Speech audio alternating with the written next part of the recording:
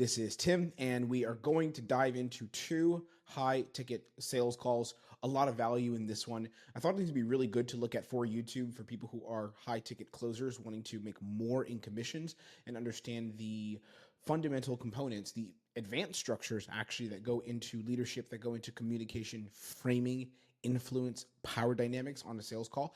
We're going to look at two calls. The first one is from myself on an offer that I'm on, a cold traffic offer, so closing people who are coming from ads, where I handle someone's fear in discovery around getting into real estate, around getting into multifamily real estate investing, which is an offer that I'm selling on right now. So I've been getting data on this offer. I've been doing quite well from my first couple of days on getting data, and I'm sharing that with you guys here. So how to handle prospects who have a fear of making change and have been doing things a certain way for a long time, how to navigate those kind of conversations, how to draw out urgency, how to draw out gaps with buyers who might have money already, who have some things going for them, how to do that. And second thing, we're going to look at a call from Husham, who is our performance coach inside of our protocols sales training program.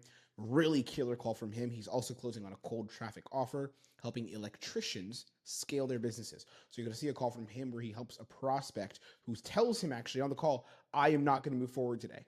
He tells him, I'm not moving forward. I'm talking to competitors, all these things. And Husham sets the right frames, has the right kind of conversation with him in discovery. And you will see how he sets such strong frames that the prospect has no choice but to invest at the end objectionless. So we're going to look at those two calls. We'll see mine first, and then we'll look at Husham's call. A lot of value here. Lock in. This is going to be a long one. I have my my tea ready. So let's lock in and let's get making some money. Alrighty, so first call here, selling multi-family real estate investing coaching. Fun offer, and part of the reason I'm on this offer is I had been getting a lot of you guys on YouTube telling me, talking shit in the chat, like, oh, you're selling your own offer because I was selling protocols, and I mean, it's my offer, right? 100% it's easier to sell when you're the founder. So I was like, you guys are talking shit, so excuse me, YouTube, don't censor me, but fuck you all who are talking shit. I got on a cold traffic offer selling to sophisticated, high net worth people and helping them get educated into how to get into real estate and make a bunch of money, change their families' lives. So we're going to use this as one of my demos for you on YouTube. There's a lot of sauce to learn from here, and I'll be having more data on this offer over time. Most of this data I give to my clients in protocol. So I've already dropped 3 calls from this exact offer that I've taken just the first week in my protocols training program. So like people who work with me see me sell way more. But I'm going to put some of this on YouTube because it's just high value training, and I think it'd be too good to miss. We'll play it at 1.25 speed. For those of you who are the non-native English speakers, let's go ahead. Are you there? Yes, sir. I see the name Fun Daddies on my Yeah, it's my kids. some context. The name here on his Zoom is Fun Daddies. So that was a little thing. Just one of the things I'll tell you guys, like a pattern is when you open up your calls, you always want to get people laughing. We talked about it today in training, actually. If you can get people laughing, it works on 2 levels. There's 2 reasons why you want someone to laugh, ideal situation at the beginning of your calls. The first reason, number 1, is it disarms them. So people oftentimes come into sales calls, especially on the offers that I'm on where I'm selling buyers who are aware of what sales is. They get that I'm selling them. What they do is they may put up walls, and I could see the energy at the beginning where they're like, let's see what this guy has to say and what he's going to try to do, what money he's going to try to take from me. So what I want to do is I want to disarm the prospect and basically let them give me the permission to have a real human-to-human conversation with them instead of it being combative. That's number 1, and you're going to see how I do that here and how I disarm. And he's a pretty chill guy. Like we flow pretty well here, but you'll see me lean into that dynamic here. And then the second thing is I also want to outside of disarming, I want to hijack the prospect's thinking and the relationship to being sold. So if I start off by breaking rapport, it is in a way building rapport. I think it's both sides, but like breaking or building rapport, depending on how you see it, through humor. This one's building rapport. If I'm building the right kind of rapport through humor, I have an easier time of getting to the answers I want, getting to the place that I want with the prospects. That's why I leverage humor so much at the beginning of a call. I just start off my calls having a good time. Every call, you're going to see me laughing, telling jokes, clowning around. I don't care how sophisticated or like market aware or high net worth the buyer is. I'm going to be joking. I'm cracking jokes and making someone laugh every time. And then I'll ground the energy of the call, get serious. So let's watch how this one develops. Let's learn. Are you there? Yes, sir. I see the name Fun daddies on my. Yeah, that's my kids. Can you see me or no? I cannot see you, sir. I can hear you. Got it. Yeah, let me see if I can. There you go. A little better now. Yes. What are we? What's going on with Cool. this fun daddies thing? That's a kids thing I've had since forever. That and yeah, what are you gonna do? Are you a It's fun kind of father? yeah, I guess. I mean, according to Okay. them, I it kind of gets under the skin of my wife a little bit. So Okay. she's not fun, mommy. That's for sure. I'm about to be a dad in July. I'm having my first child. First, that's Yes. Yeah, I have to tell everyone that I'm having a kid. It's like a thing now. I find it helps me break the ice on the call. So don't judge me if you're in protocols and you've seen a bunch of my other recent calls and you hear me spamming this shit. I'm a dad, or I'm going to be a dad. Yeah, okay. If I'm going to have a kid, I might as well use that narrative to make me more money. The baby's going to help me close deals. So fuck it. Don't judge me. Sure. listen. Mine is 25 and 21, Okay. and I would go back in a second. I would go back in a second. Back to what age? Because the whole baby thing, like really little baby, I'm not looking forward to that. I'm No, looking forward we to had a 4 or 5. And I know that the stuff I'm saying here may not be the sexiest stuff if you guys are watching. It's like just get into the sales call, like pre-frame or like frame the call. Like, dude, the reason I'm saying all this stuff, maybe some of you are not saying that. I've had a rough day. Okay. I've had a very rough day. So maybe I shouldn't come with that energy here in this YouTube video. I'm sorry. But I will say, sometimes because I do get messages and stuff, people on Instagram who are sending me my content and asking me questions, or like people on YouTube who are talking shit, and like everything I do on my calls, every single thing I do, every piece of communication has a purpose. It has a strategic structure behind it. Nothing I'm doing is just to do it. So even these sentences, this joke, like I'm really trying to disarm him, and you'll see how it works because I end up getting him making a down payment for the program on the call, which it was great, and he had resistance to doing it. He even didn't want to do that. To be like at the end, he was ready to go, but he was like, "Hey, give me a second. Let me take this home and do it later." But because I disarm him so well, and I'm starting off from a place of building trust, building relationship, getting the permission to have a human to human conversation with him, everything else flows and is easier on the call. What age? Because the whole baby thing, like really little baby, I'm not looking forward to that. I'm no, looking forward we to had a 4 or 5. yeah. No. We actually had a ball. Even when they were Really, born. I mean, really. my daughter was first. She was the same. So both, not to get too crazy so early, whatever, but both Yeah. of their births were crazy. So my daughter was first. It was like ET. My wife and her were kind of on the brink of dying. Oh So my we god. kind of like I guess it allowed me to appreciate I see. everything. And Yeah. she was a breeze. Now my son, he was a son of a bitch. So Okay. Oh man. he he tested everything we had. But I mean, the 3:30 in the morning bottle things in the bed Yeah. were great because I mean he was funny. Yeah. So yeah, right now he's a Interesting. junior at Penn State. So What a journey. you know, yeah, yeah, Good for to sit sure. down with you, Michael. We'll tap in. Are you a man of the tools? You're an electrician. I'm actually a tile guy. Oh, okay, okay. I see you in the truck, the work Yeah, vehicle. We talked to yeah, people that are yeah. I figured it's my own yeah, it's my own company. So I'm like, you know what? Let me just schedule this, and then I already told everybody cool. I'll be back in about an hour. Okay, yeah, we'll have a chat. So what I like to do on these calls, I work for Justin as an advisor with the multifamily school team. I want to find out about you and what you're looking for when it comes to multifamily breaking into this space as a real estate Okay, investor. Then I'll tell you about what we do, how our game plan sure. looks, our strategy for all of our clients, and then we can look at potential next steps. If you feel like it makes sense, if the investment and everything makes sense, we can look at that. And if not, I'll probably ask you why, a couple of details on where you feel is missing, and then we'll go Yeah, from there. yeah. No, I get it. Yep, Yeah. I get So it. let's talk about you. What are you hoping? And again, you if you guys have gone and watched my calls, you can go and look at the YouTube playlist I have, where I have all of my calls just broken down. I have so much training, and I'll actually show you guys right now because I'm doing I realized I'm doing a full screen share here, so I could literally show you guys just so you can see at the Tim Ray. Is that my YouTube channel? Yeah, there it is. So look at this.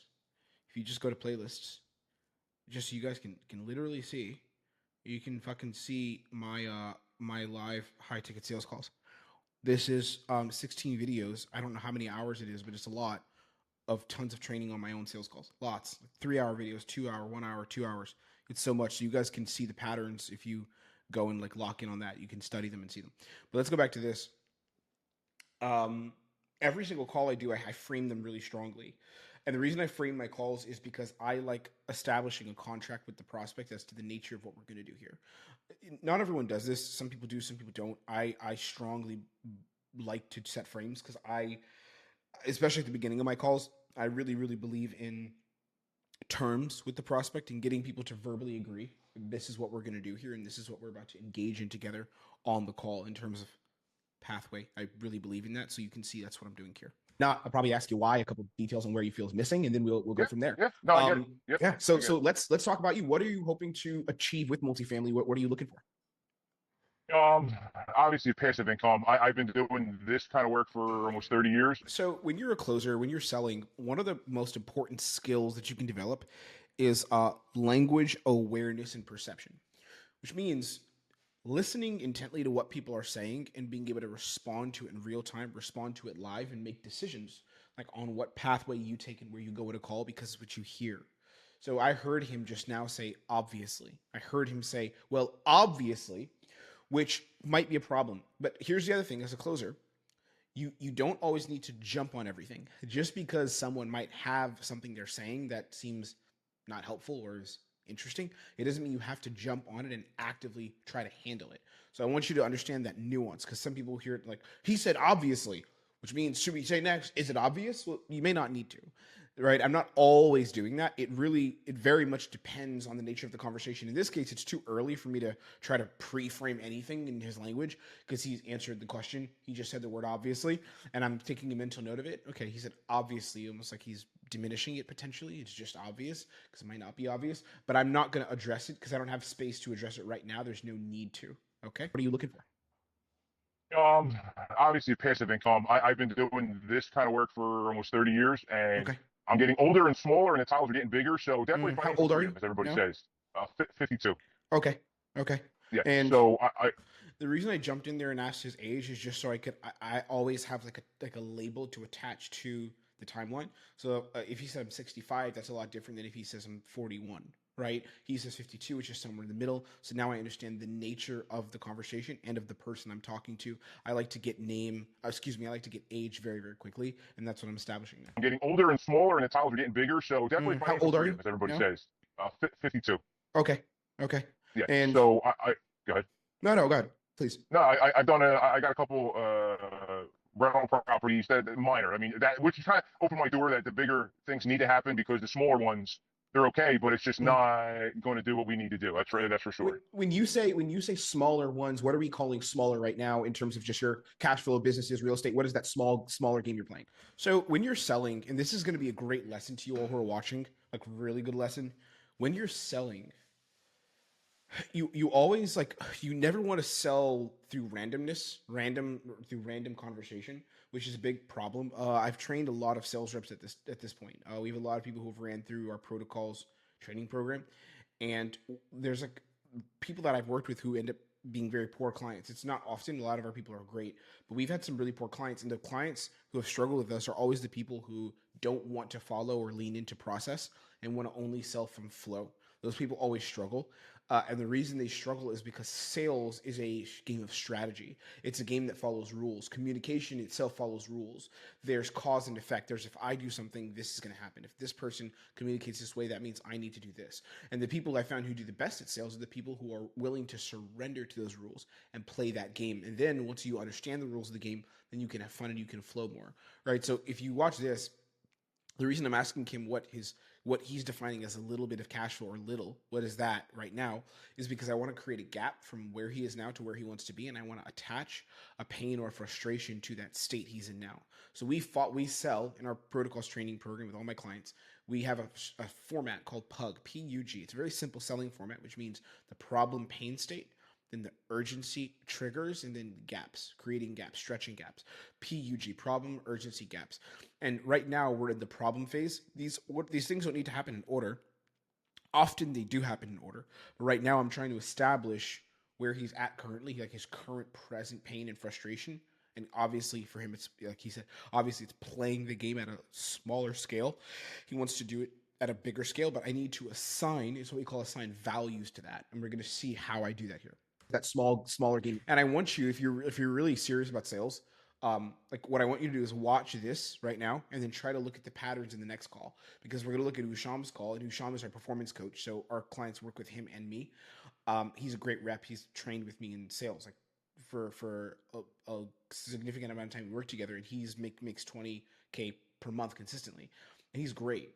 But if you look at Husham's call, you'll see the same patterns as how I'm selling here, the same themes, problem, urgency, gap come out in his call. And if you can recognize the patterns, if you become great at pattern awareness and understanding these patterns, understanding these flows, you will be able to make money. You will be able to print. Like for a fact, you absolutely will.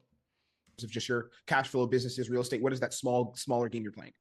I mean, we got a great deal. So, but we got two houses, both of them, honestly, in Philly. They were Yeah. about 60,000 each, very Uh-huh. undervalued. Oh, interesting. The mortgages are about 12 to Uh-huh. 1300 on each of them. Uh-huh. So, but we can sell them both for at least double. One can sell for triple. The guy was trying to get out of town. He wanted to go to Arizona, so he sold both Uh-huh. of them, and it was me and my brother-in-law partnered up on them. Yeah. But you can see there's still not there's not enough money. I mean, you would Yeah. need. I know guys who have 30 or 40 or 50 single Yeah. doors. Yeah. But I would love to go and the one. So I do work for another gentleman who does a lot of flips and rentals, Okay. and he said the same thing because we were actually talking about doing this together, and he Uh-huh. said that's the ultimate passive income. So you guys can't see this, but when he mentioned I work for another gentleman, this is just a callback because I remember this moment of the call. When he said I work for another gentleman, he actually kind of rolled his eyes and threw his head to the side.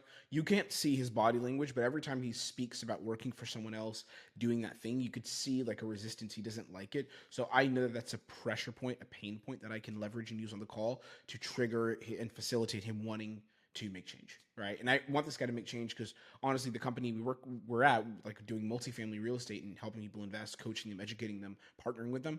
Like this company is amazing, and we could change this man's life. So I owe it to him to have the right kind of conversation, facilitate the right triggers, the right pathways to get him to be willing and wanting to make change live on the call. Together.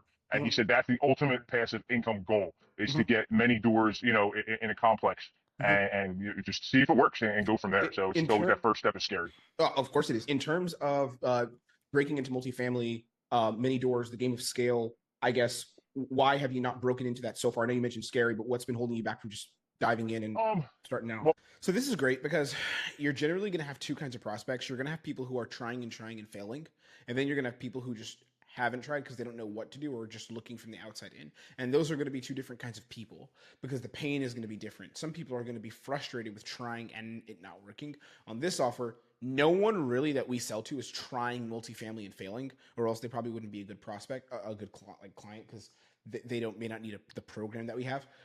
Usually ours is every time people who want to get into it. They have some other kind of real estate. They have a single family home, these other things, and they want to get into multifamily to make way more money, right? So what I'm doing right now is trying to identify things he's doing, the motion he's created as far as his own process or his own investment strategy to get into multifamily and why it's not working or what he hasn't done, what's limited him and held him back. Because then what I can do is when I pitch, which I won't show you guys the pitch for our company's privacy reasons, and it's no need to go over here. And when I can pitch against that. I guess, why have you not broken into that so far? I know you mentioned scary, but what's been holding you back from just diving in and um, starting now? well, the bigger ones wasn't even a thought. I mean, again, I watched the videos. Please. So you see, he says it wasn't a thought first. So I already know, like, I don't have that path. Like, he's trying something and failing at it. He says it wasn't even a thought, but then there's going to be something else that's probably more emotional in nature, something around his level of resistance or holding himself back or his own, like, relationship to risk, which, spoiler alert, it's going to be that. Right, one of those things is going to be what's preventing him. A thought. I mean, again, I watched the videos. Please, I've been subscribed to so many different things, and everybody Mm-hmm. says, "You don't think you can do it?" I mean, Mm-hmm. I live in Philadelphia. My family doesn't come from that kind of work, that kind of field or whatever. So it's an impossible dream. It's always a dream. It's a pipe dream. And I just watched Why the is video it this just a morning. dream though? So do you see how I lean more into it? He's creating a belief saying this is just a dream for me, but I don't let him off the hook with that. I double down and say, why is this a dream? Like, tell me what makes this a dream for you specifically. We double down. Dream. And I Why just watched the is video it this just a morning. dream though? Money, but honestly, it's well, the Uh, fear. My wife has a very good gift of putting fear out there. I've lost uh, a lot of properties and uh, rental income because she's always no, we don't have it, we don't have it, we don't have it. Meanwhile, 2, 3 years later, uh-huh. properties are worth triple, and I'm like, Oh yeah. so it's kind of like I'm doing this. I'm just going in for it. I'm like, yeah, Uh-huh. listen, I got to try and do something. Yeah. Obviously, it worked. So this is an interesting one, right? Because his wife has told him to like pull back and hesitate with his investment strategy. So she is actually causing him a lot of let's call it lack in his cash flow, probably may even affect her, right? Because she's telling him to hold back, which is interesting. And I wasn't sure if I needed to pre-frame a partner objection, which I did not have to end up doing. But I was right here thinking, what's the relationship he has with wife and decision making? But he gives me enough data and enough information to realize I don't need to actually pre-frame it, which I did not need to. He made the decision independently of her. So that was cool. I made the right decision. Love when that happens. Because you never really know. Sometimes shit comes back to bite you in the ass. Going in for it. I'm like, yeah, Uh-huh. listen, I got to try and do something. Obviously, Yeah. it works if people do it. Yep. So yeah, it's. I don't have a big savings, so which is where you guys come in, and I know a lot of people, investors. You need Do investors. I'm you one do of you those too. have do you have 20 to 30 in capital to put in your first deal?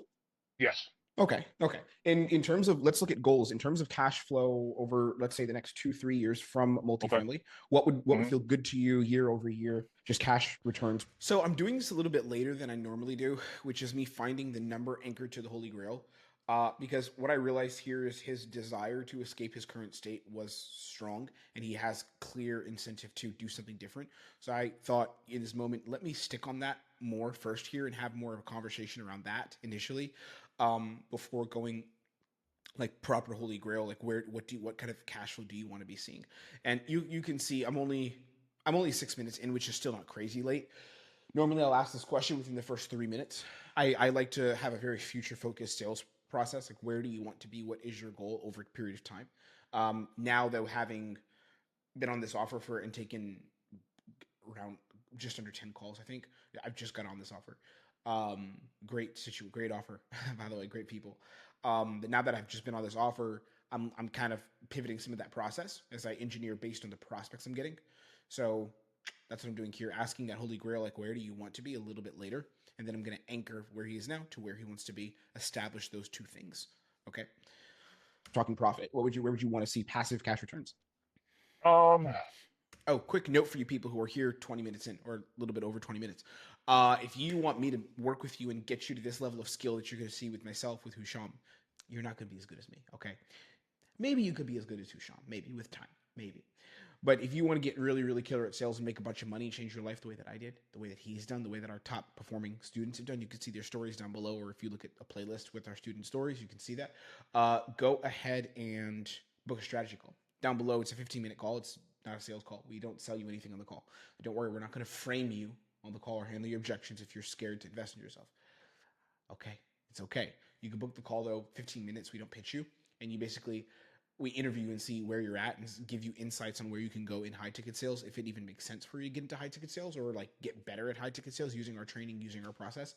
And if it does make sense, then we'll invite you to book a demo call with myself or someone else on my team where that will be a sales call, and then we'll handle your objections. But we don't start with that. 15-minute strategy call, no pitching you, just giving you value, seeing if there's a way we can help. And if we can, we'll invite you to a demo. And if we can't, we'll give you some really cool resources to help you make the most of your sales journey. Okay. But the link is down below. I won't bring it up again during this video. I will see you on that call if you book. All right, let's dive in. I mean, realistically, if it can happen, I don't even know if it can. I guess it really depends on what's available out there to purchase. There you can go 10 unit, you can go up to 100 units. So Scott, well, conservatively, sky's the limit. This is more about like what you want to see for yourself, your family. Like, what would that be? Yeah. So I would. So do you see how he like kind of avoids the question to answering the question? He qualifies the question. I say, where do you want to be? And then he goes, well, it depends on what's realistic. But I'm like, you determine what's realistic for yourself, because what I'm doing is I'm going past his framing and his like hesitance to answer the question. He's not doing it in bad faith. He's a very good faith prospect, but I just know that I need him to tell me his vision, what he wants to see, and anchor to that, which I do. Realistically, if it can happen, I don't even know if it can. I guess it really depends on what's available out there to purchase. There you can go 10 unit, you can go up to 100 units. So Scott, well, conservatively, sky's the limit. This is more about like what you want to see for yourself, your family. Like, what would that be? Yeah. So I would love to walk away from this industry that I'm in now, and I would Okay. need just to do what I need to do now, 100 to 150,000. That would be obviously when I see everybody out there. So look at the math of sales, right? He says, I would love to walk away from this industry that I'm in, which means that he's not happy in the industry he's in. Here's a big moment for you guys watching this and studying. If you value sales, write this down. If you want to get good, lock this in.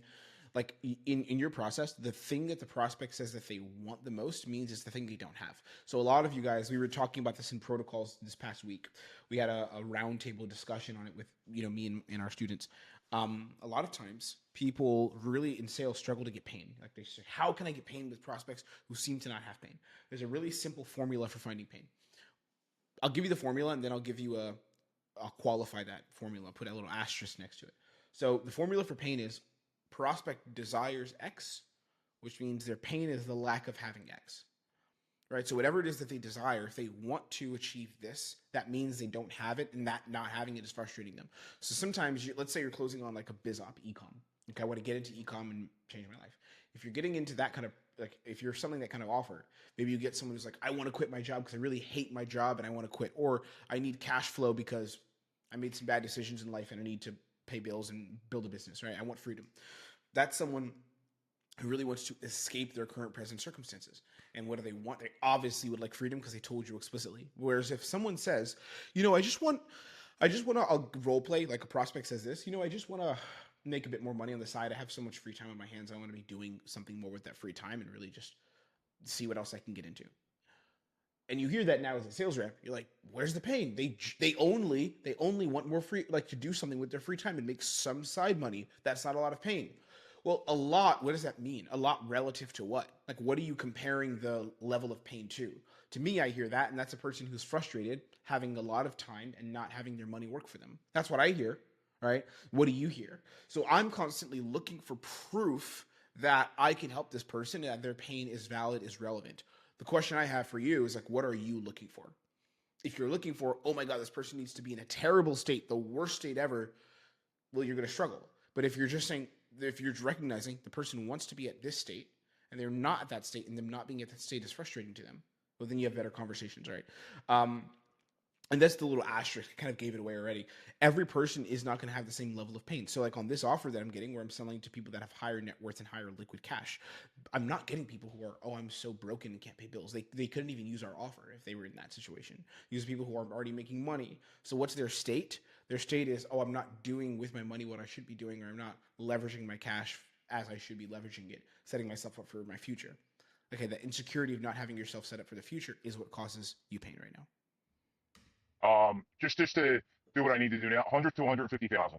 That would be, obviously, when I see everybody out there, that is very low ball compared to what can be made out there. Okay. So I'm not looking to hit the lottery in the first shot. I know it's going to take some time, hopefully not, but I'm willing to put in the legwork.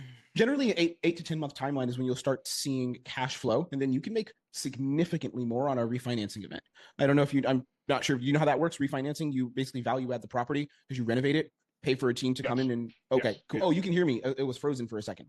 Okay, no, I've heard. I can see everything's. Yeah, perfect. Where I am, it's kind of like a dead zone. No stress, no stress. I've been hearing you. You're fine. So yeah, you can cash out like on a refinancing event. That's going to be huge. And then getting to 6 figures in cash flow after like 2-3 years is not crazy. I think the bigger money to be made though is a sale, like an equity deal, and then a refinancing event several years from now. It doesn't mean like 10 years, but I'm saying 3-4 year timeline. But yeah, I think 100, 150 years absolutely possible. Why is it that you are setting the intention as kind of minimum, like entry level? And not that it's a problem, but I want to challenge it for a second. Why is that the number in your mind? Well, just so I can comfortably live the way I'm living now, and kind of like. So what I'm doing here is I'm challenging him essentially like on thinking lower. The reason I'm doing this is actually a really nuanced reason I'm doing this. I'm curious if you could think of the reason why I'm doing it. Pause, take a second, survey, game show, see if you can get the answer right. Okay, I don't know if you paused, but if you did, here's the answer. So the reason I'm asking him this, why he's setting his sights lower, is because I want to hijack and take control over his version of reality that he sets in his mind, heart, and soul. Right? I want to take ownership of that version of reality. I want to hold space for that, like on the call, because he's brought it up. I want to hold a space around it and make that mine. Make sense? He said, like, I think I can make 100, 150K a year, which is low compared to a lot of our other prospects, right? That would be like in sales, someone saying, I want to make 4 or 5K a month, maybe like 6, 7K a month. I'd be like, why are you not going 5 figures? And the reason I want to challenge it, I want to ask him about it, I want to sit there and have a dialogue with him on it, is because it's going to force him to reinvest in that question or consider that question in a different way, but a way that I'm facilitating and that I'm triggering as the sales rep. And I want to do that here because there's a bit of a limiting belief he has, which you can see me doing this comes back to actually help me later. So I want to make sure that I have the right kind of conversation with him at the right time and move him forward that way. Is that the number in your mind? Well, just so I can comfortably live the way I'm living now, and kind of, like I said, get away from here. It's kind of hard for me I can't do it because I actually said I have a couple crews, but I also. So it's interesting. What he does is I actually don't get what I wanted out of this. I wanted him to maybe move for a higher number and say, you know what, I should aim higher. I want to have that courage within myself. And like he opened up a little bit about his fear and resistance. And I think from remembering what I can see here, he doesn't actually do that. Instead, he kind of sticks to his guns and he's like, yeah, just because that's what's comfortable to me, etc. So I accept it and I let it go because it's not something I actually need to and have to reframe right now on the call. It's not going to kill me if I don't reframe it. So I essentially let it go and I'm like, cool, we'll live with that. No problem. Let's move on. I got what I needed still. Like I got something that was positive for the call trajectory itself, actually. And kind of like I said, get away from here. It's kind of hard for Gotcha. me. I can't do it because I actually set I have a couple crews, but I also set the tile myself. So oh wow, you're hands on with the tools, yeah, getting I mean, dirty. I'm dirty. Yeah. Oh man. So he just gave me a really amazing pathway because he talks about how hard he's working on the tools, like in the tiling company, how hard he's working getting dirty on the ground. And he's 52, he said, which means that can't be easy, right? So we have that pathway as well.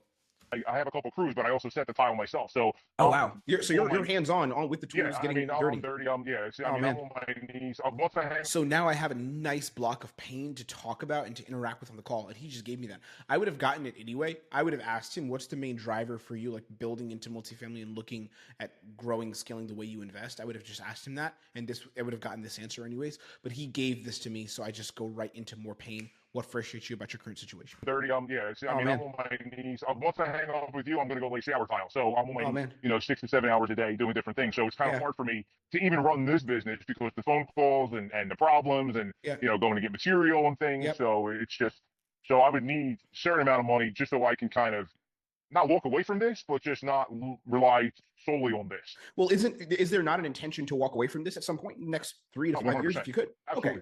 So the idea, we would want to walk away. This what we're talking about now. Hopefully, is an exit strategy. Yes, sir. Okay. Talk to me more about just you being so hands on. I think you'd mentioned 30 years. Yes. Of doing this, 30 years, and you're 52. What's that like right now? Just being hands on. Where are you seeing let's call it downside of that the most? Is it more like physical for that? Is it taking time away from things? Where's the frustration with all that for you right now? So what I'm doing now is I'm trying to assign more value and context to his current downside. I'm not going like a future pace or a consequence. Some of you who know sales, if you're watching this and you understand sales, you know what I mean when I say future pace and consequence. If you don't know sales yet, then learn it and understand like discovery. Look up Tim Ray discovery, and I have tons of training on that. I have training on everything on this channel. It's like an entire course. If you really dive in and look at the past videos, you'll see a lot of good stuff here. So what I'm doing here is I'm trying to get more context and label the very, very specific nature of his pain and of his frustration. I want it to be very specific. I want it to be very tangible. I want it to be very clear, like radically clear. So you can see that I start to do that and I separate. Is it that you're bleeding time or is it that your body physically can't keep up? That's what I'm asking him because I want him to paint out a picture to me of the context of his pain, because the more pain there is, and again, don't let this confuse you where you start thinking I need every prospect to be crying and miserable. We don't need that. This guy is in a lot of pain. You might hear this and think to yourself, oh, he's making money, has multi-six figures, he can invest in real estate, he's got things going on. Really? This guy's in a lot of pain? Absolutely. He's a 52-year-old man who's breaking his back over fucking tiles. That sucks. I don't care how much money you have. It sucks. It sucks for anybody, right? So he's in pain. He wants to escape that pain state, and I recognize that, and now I'm getting him to build out a picture of what that tangibly is. It's called downside of that the most. Is it more like physical for that? Is it taking time away from things? Where's the frustration with all that for you right now? Being 52, like I said, the tiles are getting bigger. I mean, I lay tiles that are 4 foot by 8 foot, 2 foot by 4 foot. Well, you look like you're you look like you're a pretty strong guy. I feel like you could bench more than me. So you kind of, I don't know about that, but you kind of have to be, because it's just, if not, you just, you're going to wither away. And then in this industry, which I've heard in others as well, you can't find help. Like, it's very hard to find people to work right now. Why? Since COVID, they're lazy.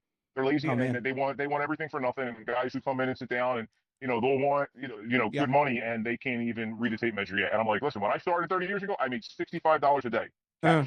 Yeah. And whatever. It took me a couple. I worked with a gentleman for 2 years, and then I started my own company.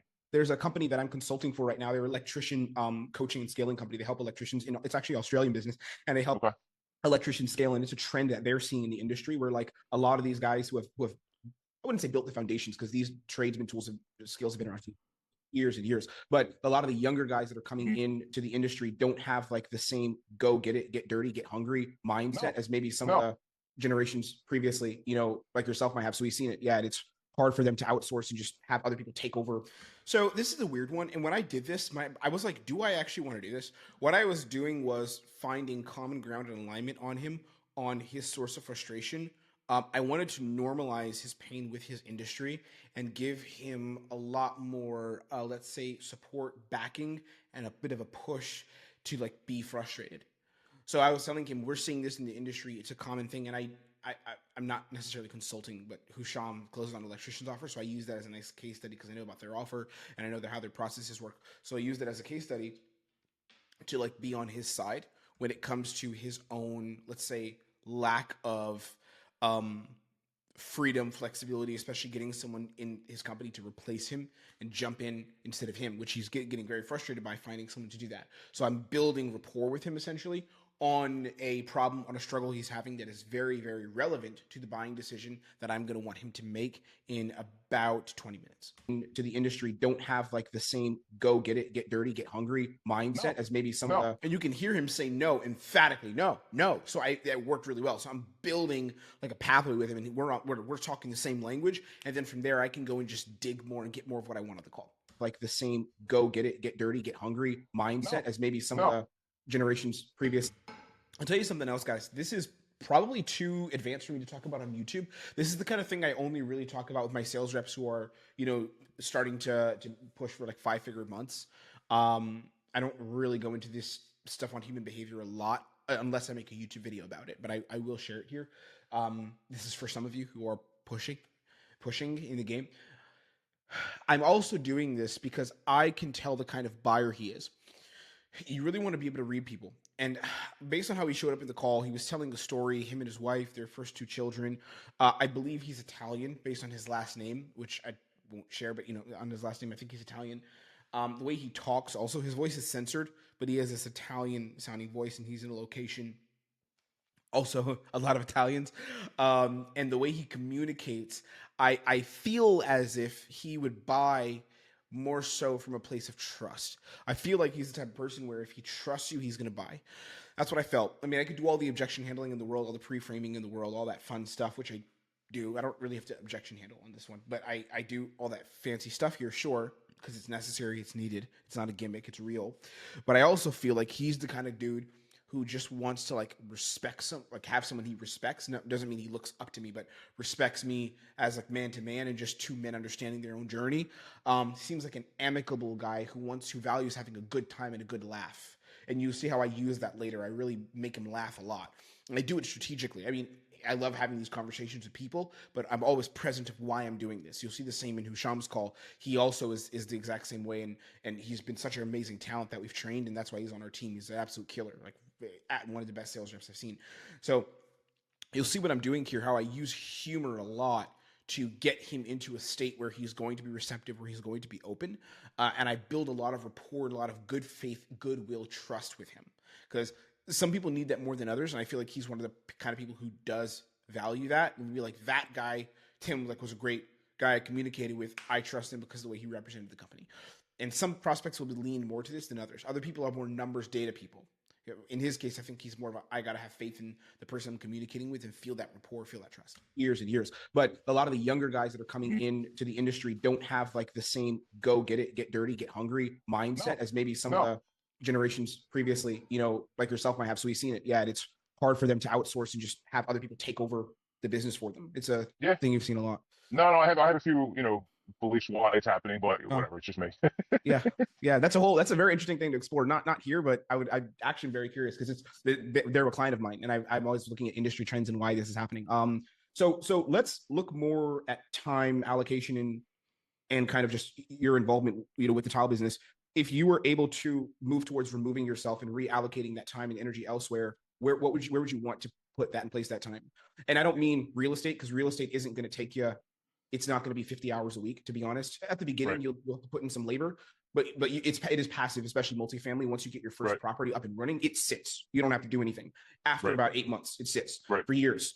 So where do you want to relocate and invest time now if you were able to get out of tiles? That's a great. Well, I mean, I guess allocate as much time as I can to this. I mean, like I said, I don't want just one. So I would assume you just get, you figure out one deal. So his answer is terrible. I mean, he's playing ball, but I asked the question maybe not in the perfect way. I mean, I think I formatted it quite well, and it was very clear. But he just says, I think what's happening is, and you'll see, we communicate this in a second in the call.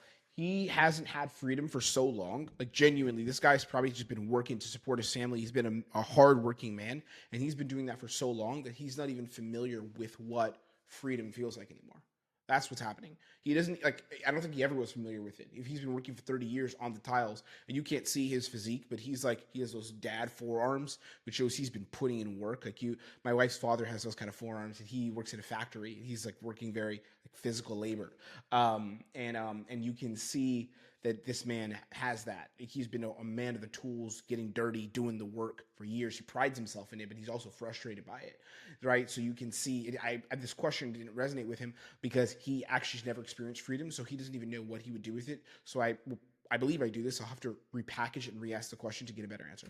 I mean, like I said, I don't want just one. Mm-hmm. So I would assume you just get, you figure out one deal, you close that off, and then obviously that's like your baby, so you need to obviously pay attention to it, and then it's not like you can let it sit forever and then start working on the next one, I guess. Well, no, you actually can let it sit forever. I mean, there's a stretch, but you can let it sit. Justin has properties. You know, Justin, our founder, he has properties where he hasn't visited them in like 10 years. And he what he does is he sets up cameras on the property, because once you get a property management team in place, which is quite simple to do, you just need to make sure that what I'm doing here is I'm educating him on the market, because I don't do this on every offer, and there's some offers where I won't lean into educating as much, but these prospects that I found on this offer do want to understand what it is that they're getting into, because they've done things a certain way for a long time. So I like to give them a bit of certainty on what it is.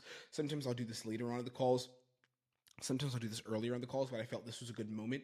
But it only works if you're educating prospects. It only works if you, boom, get right back to process. You get right back to pathways quickly, right? You don't want to just be educating people, and then that's it, right? So let's watch that, how I get back on process, but I still get what I need here. Did him in like 10 years. And what he does is he sets up cameras on the property, because once you get a property management team in place, which is quite simple to do, you just need to make sure that you find the right talent. And we have people on our network who can teach you how to do that and walk you through that process.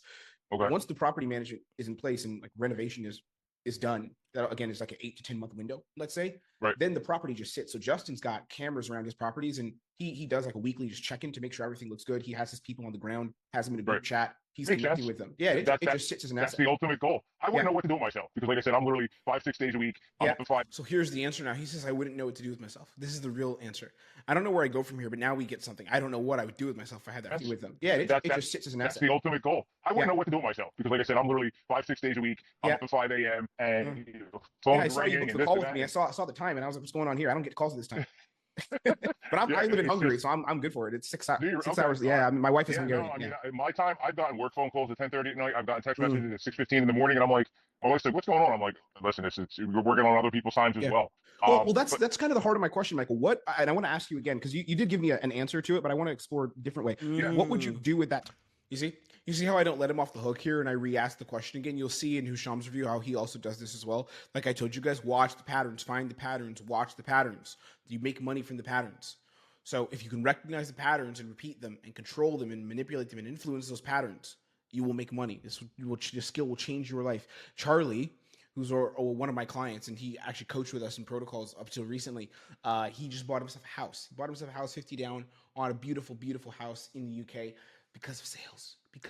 And when he came to us, he was 50 in debt, put like half of his capital into the cash he had, a couple grand, the rest of the money he had into protocols training.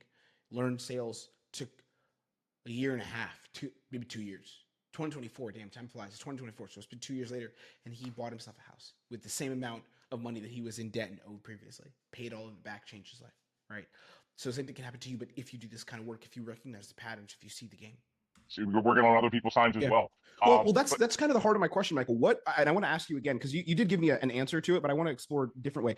What would you do with that time personally? If you do actually, let's say you have the freedom where income is coming through passively, let's say 200 a year, 2 years from now, where do you allocate your energy, your time? What do you invest that in?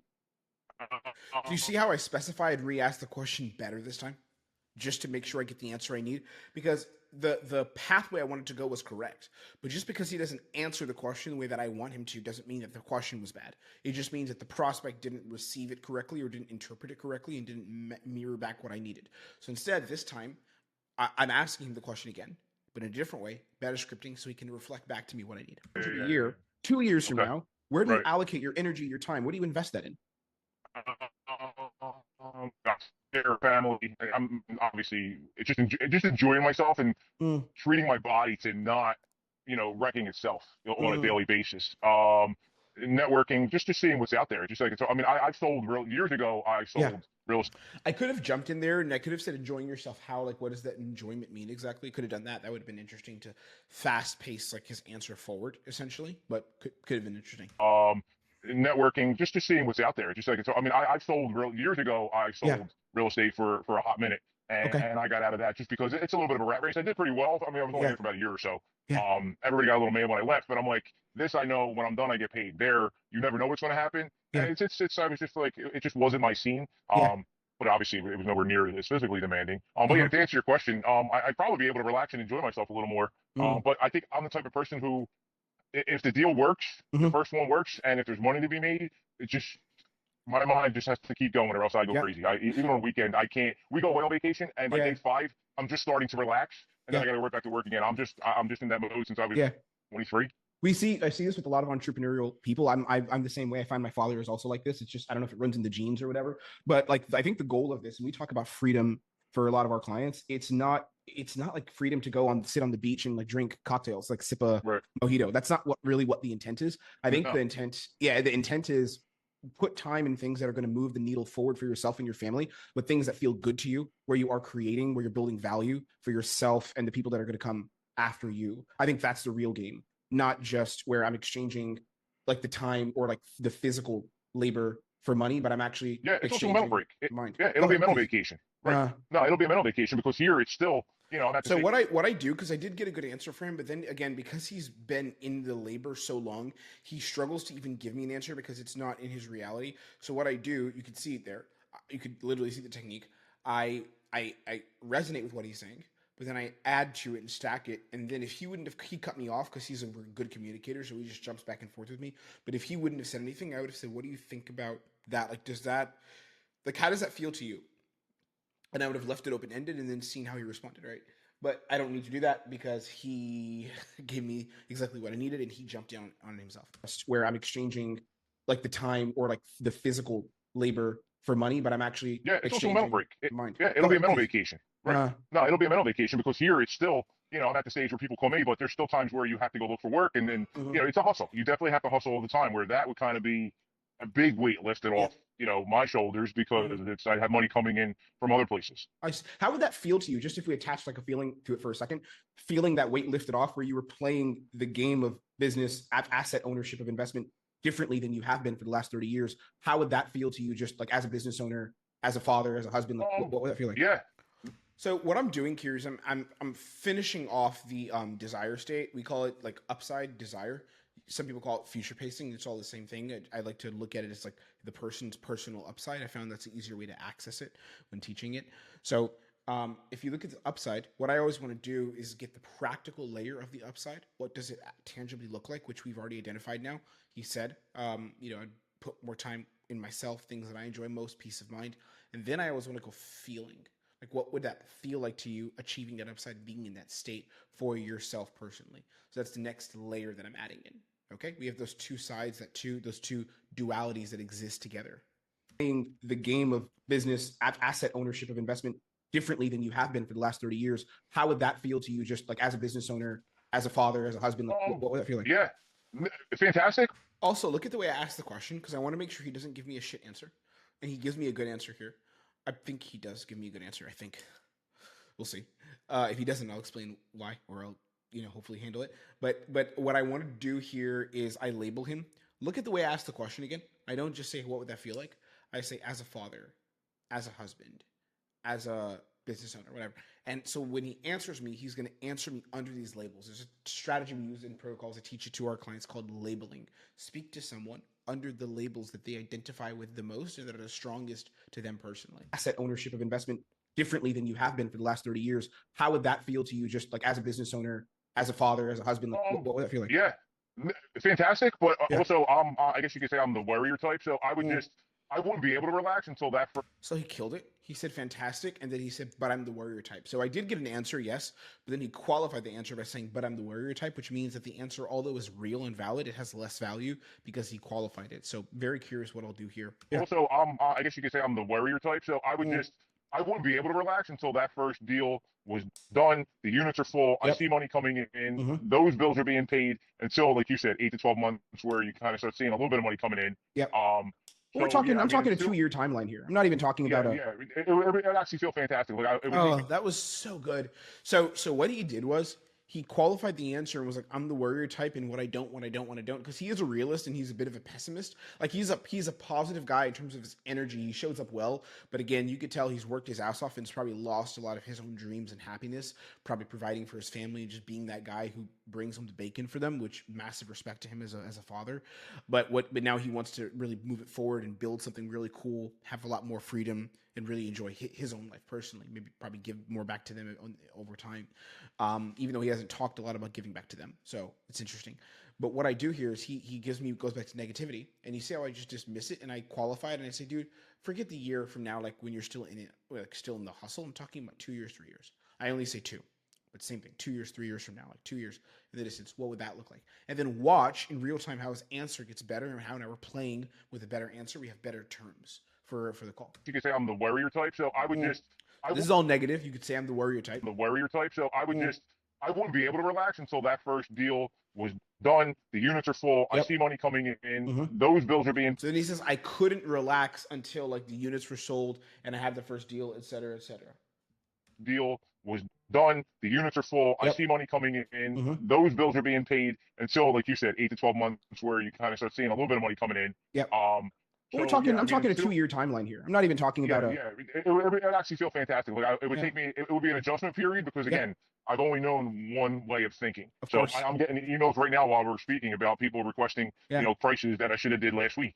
So it's just hang in there with me for another 15-20 minutes. I'm good. Okay. I'm not. He's not getting now anyway. I'm working till 1 o'clock today. It's Memorial Day weekend over here. Oh, amazing. So at 1 o'clock I'll clean up and then we're going to try and hit the beach. Good. Although it's going to be freezing over here this weekend.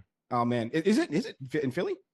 Well, you figure the last 3 days were 95 degrees, no lie. Amazing. And yesterday was 65, and all week it's going to be in the 60s and rain. Then right when we need it to be good, that's when it crashes. I see. Exactly. Yep. Other question for you, Michael. Like when you, because we're here on the call now, and I suspect, I don't think I'm wrong. Tell me if I am wrong, but I don't think you're getting on calls like this, like daily, just kind of shopping around. I would suspect not. No, not like that.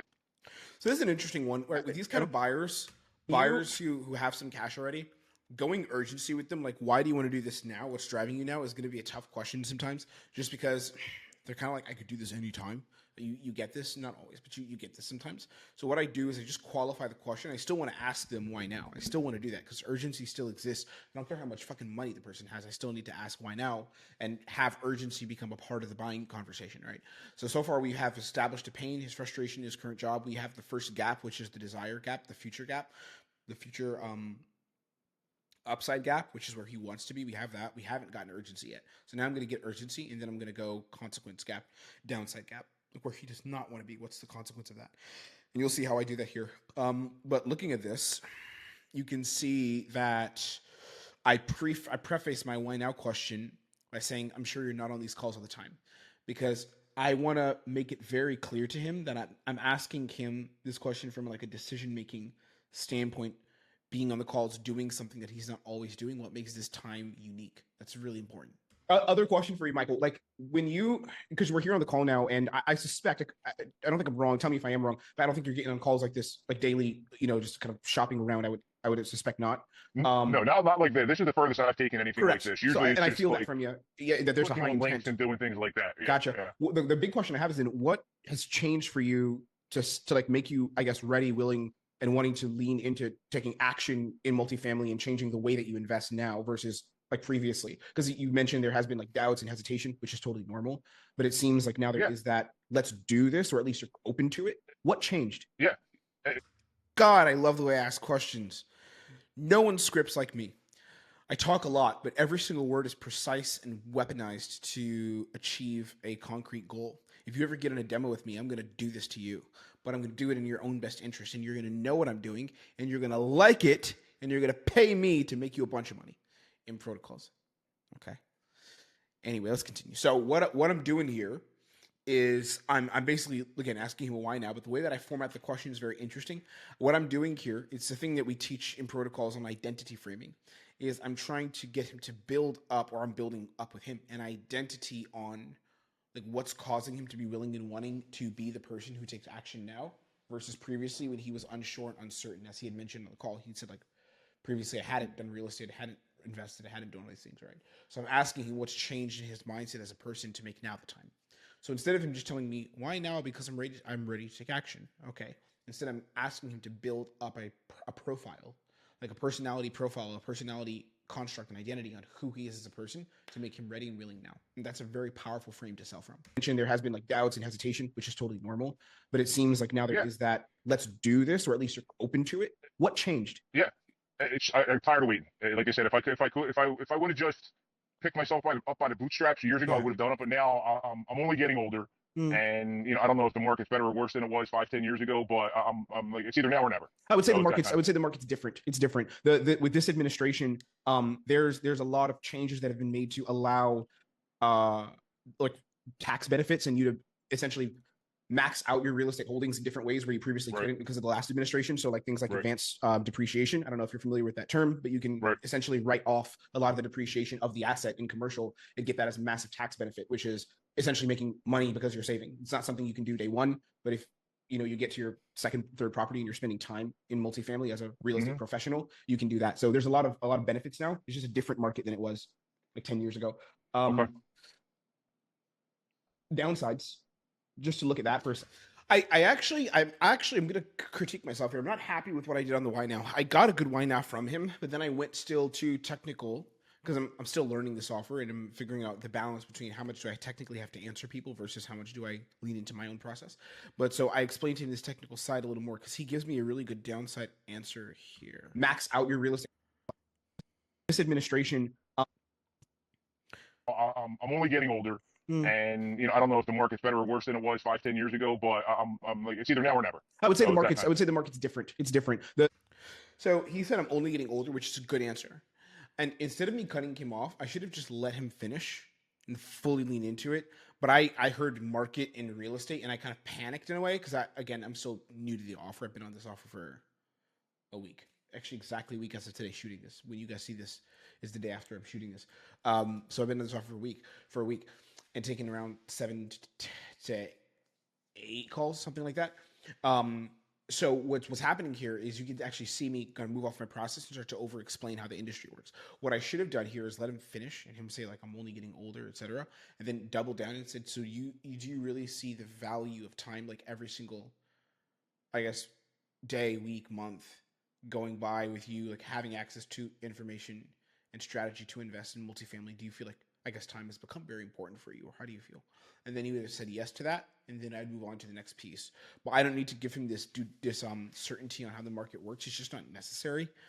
I'm happy. I'm not mad that I did it. I'm happy I did it because it does help me close him.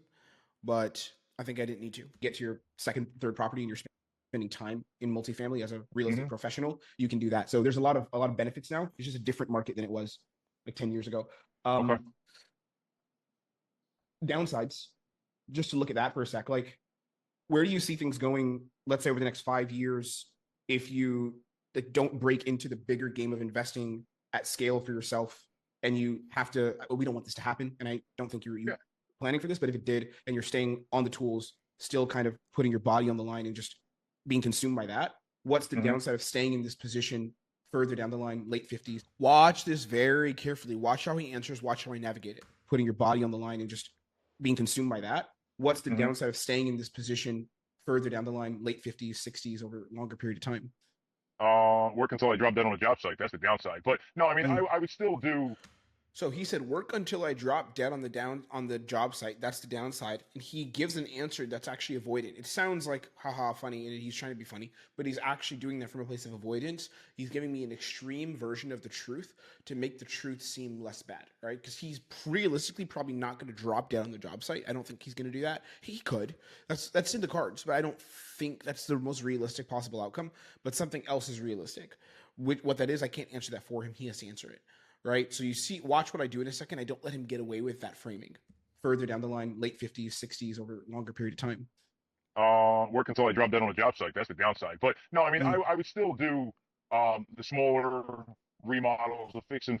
So he doesn't give me a negative. He says extreme negative. I drop dead. And then he says, no, but that wouldn't happen. No. I would still do this instead. That is not downside. I mean, I would still do the smaller remodels, the fix and flips, and things like that. I mean, we're doing one now with a partner where when it's all said and done, it's probably hopefully not even 6 months into the whole project, and we're probably going to be taking $20,000 to $40,000 each out of it. When I hear you talk about it, though, you don't sound excited or like thrilled about it. I don't feel like oh, that's the big thing for me. I don't hear that from you. If that makes sense. Just when you talk about those, like fix and flips and smaller projects, it doesn't sound like you're excited. Like, well, you need to hit a home run. So right, yeah. I mean, there's always problems. The siding came off, literally this one. And okay, that was in the budget, but the asbestos tiles underneath the siding wasn't in the budget, so we had to do that. Yeah. So this is a version right now of me basically not letting him give me a shit frame, and I'm like, dude, the answer you just gave me, you don't even sound excited about it. So that is not. Are we settling? I'm not asking him that yet, but it's like, are we settling for that? I'm not letting him get away with this. There's always problems. The siding came off, literally this one. And okay, that was in the budget, but the asbestos tiles underneath the siding wasn't in the budget, so we had to do that. So things come up. So it's just always I like doing that. It's less. I won't say it's better because I do enjoy working with my hands, but like I said, you get to the age where you just can't do it, as much as you want. But like I said, I think the multifamily would be way more obviously. Yeah. So Tim didn't get his question answered. He's ending it with, "I think this would be great." The multifamily would be way more obviously more prosperous, and that's the way to go. That was the heart of it. You kind of actually answered it, but just to like re-ask it. So the reason I say you kind of answered it is because he didn't answer it. He answered a different question, kind of, but he gave me a good answer still. He did not answer it, but he gave me a good answer, and I think he's operating in good faith. So I want to recognize that and reward him essentially by telling him, like, thank you for answering the question and playing ball. I know it's a hard question to answer, and he's like stretching himself, like answering these questions too. He's actually leaning into his process and leaning into his being a bit vulnerable, being open with me. So I want to recognize it here, and I'm like, thank you for answering the question. However, I'm going to re-ask that again. Way more obviously more prosperous, and that's the way to go. That was the heart of it. You kind of actually answered it, but just to like re-ask it, that's what I was asking about the downside. Like you playing a bit smaller, because I know you have some things going for you, definitely. Like you've got projects. It's not like you're doing nothing. Right. But if you kind of stay smaller and don't break, there's me quickly validating the ego, because I'm giving him the same question again that is uncomfortable to answer. So I tell him he's doing projects, he's not doing nothing, so that I can again lower the resistance, so he doesn't think I'm just coming at him like, oh my god, you're so terrible, sob story. Because his ego needs to hear I'm doing some good things. So I wipe that off the table by giving it to him, canceling the ego out. Like, oh, okay, now I'm speaking to you and recognizing you for who you feel like you need to be, which is what the ego is. Again, we train on this stuff like crazy in protocols, like, so that we dive into the mechanics of how this works 5 times a week. But this is the dynamic here, and now I'm basically going to recognize when he's doing some good things. I'm going to re-ask him the downside question. Watch. Ask it.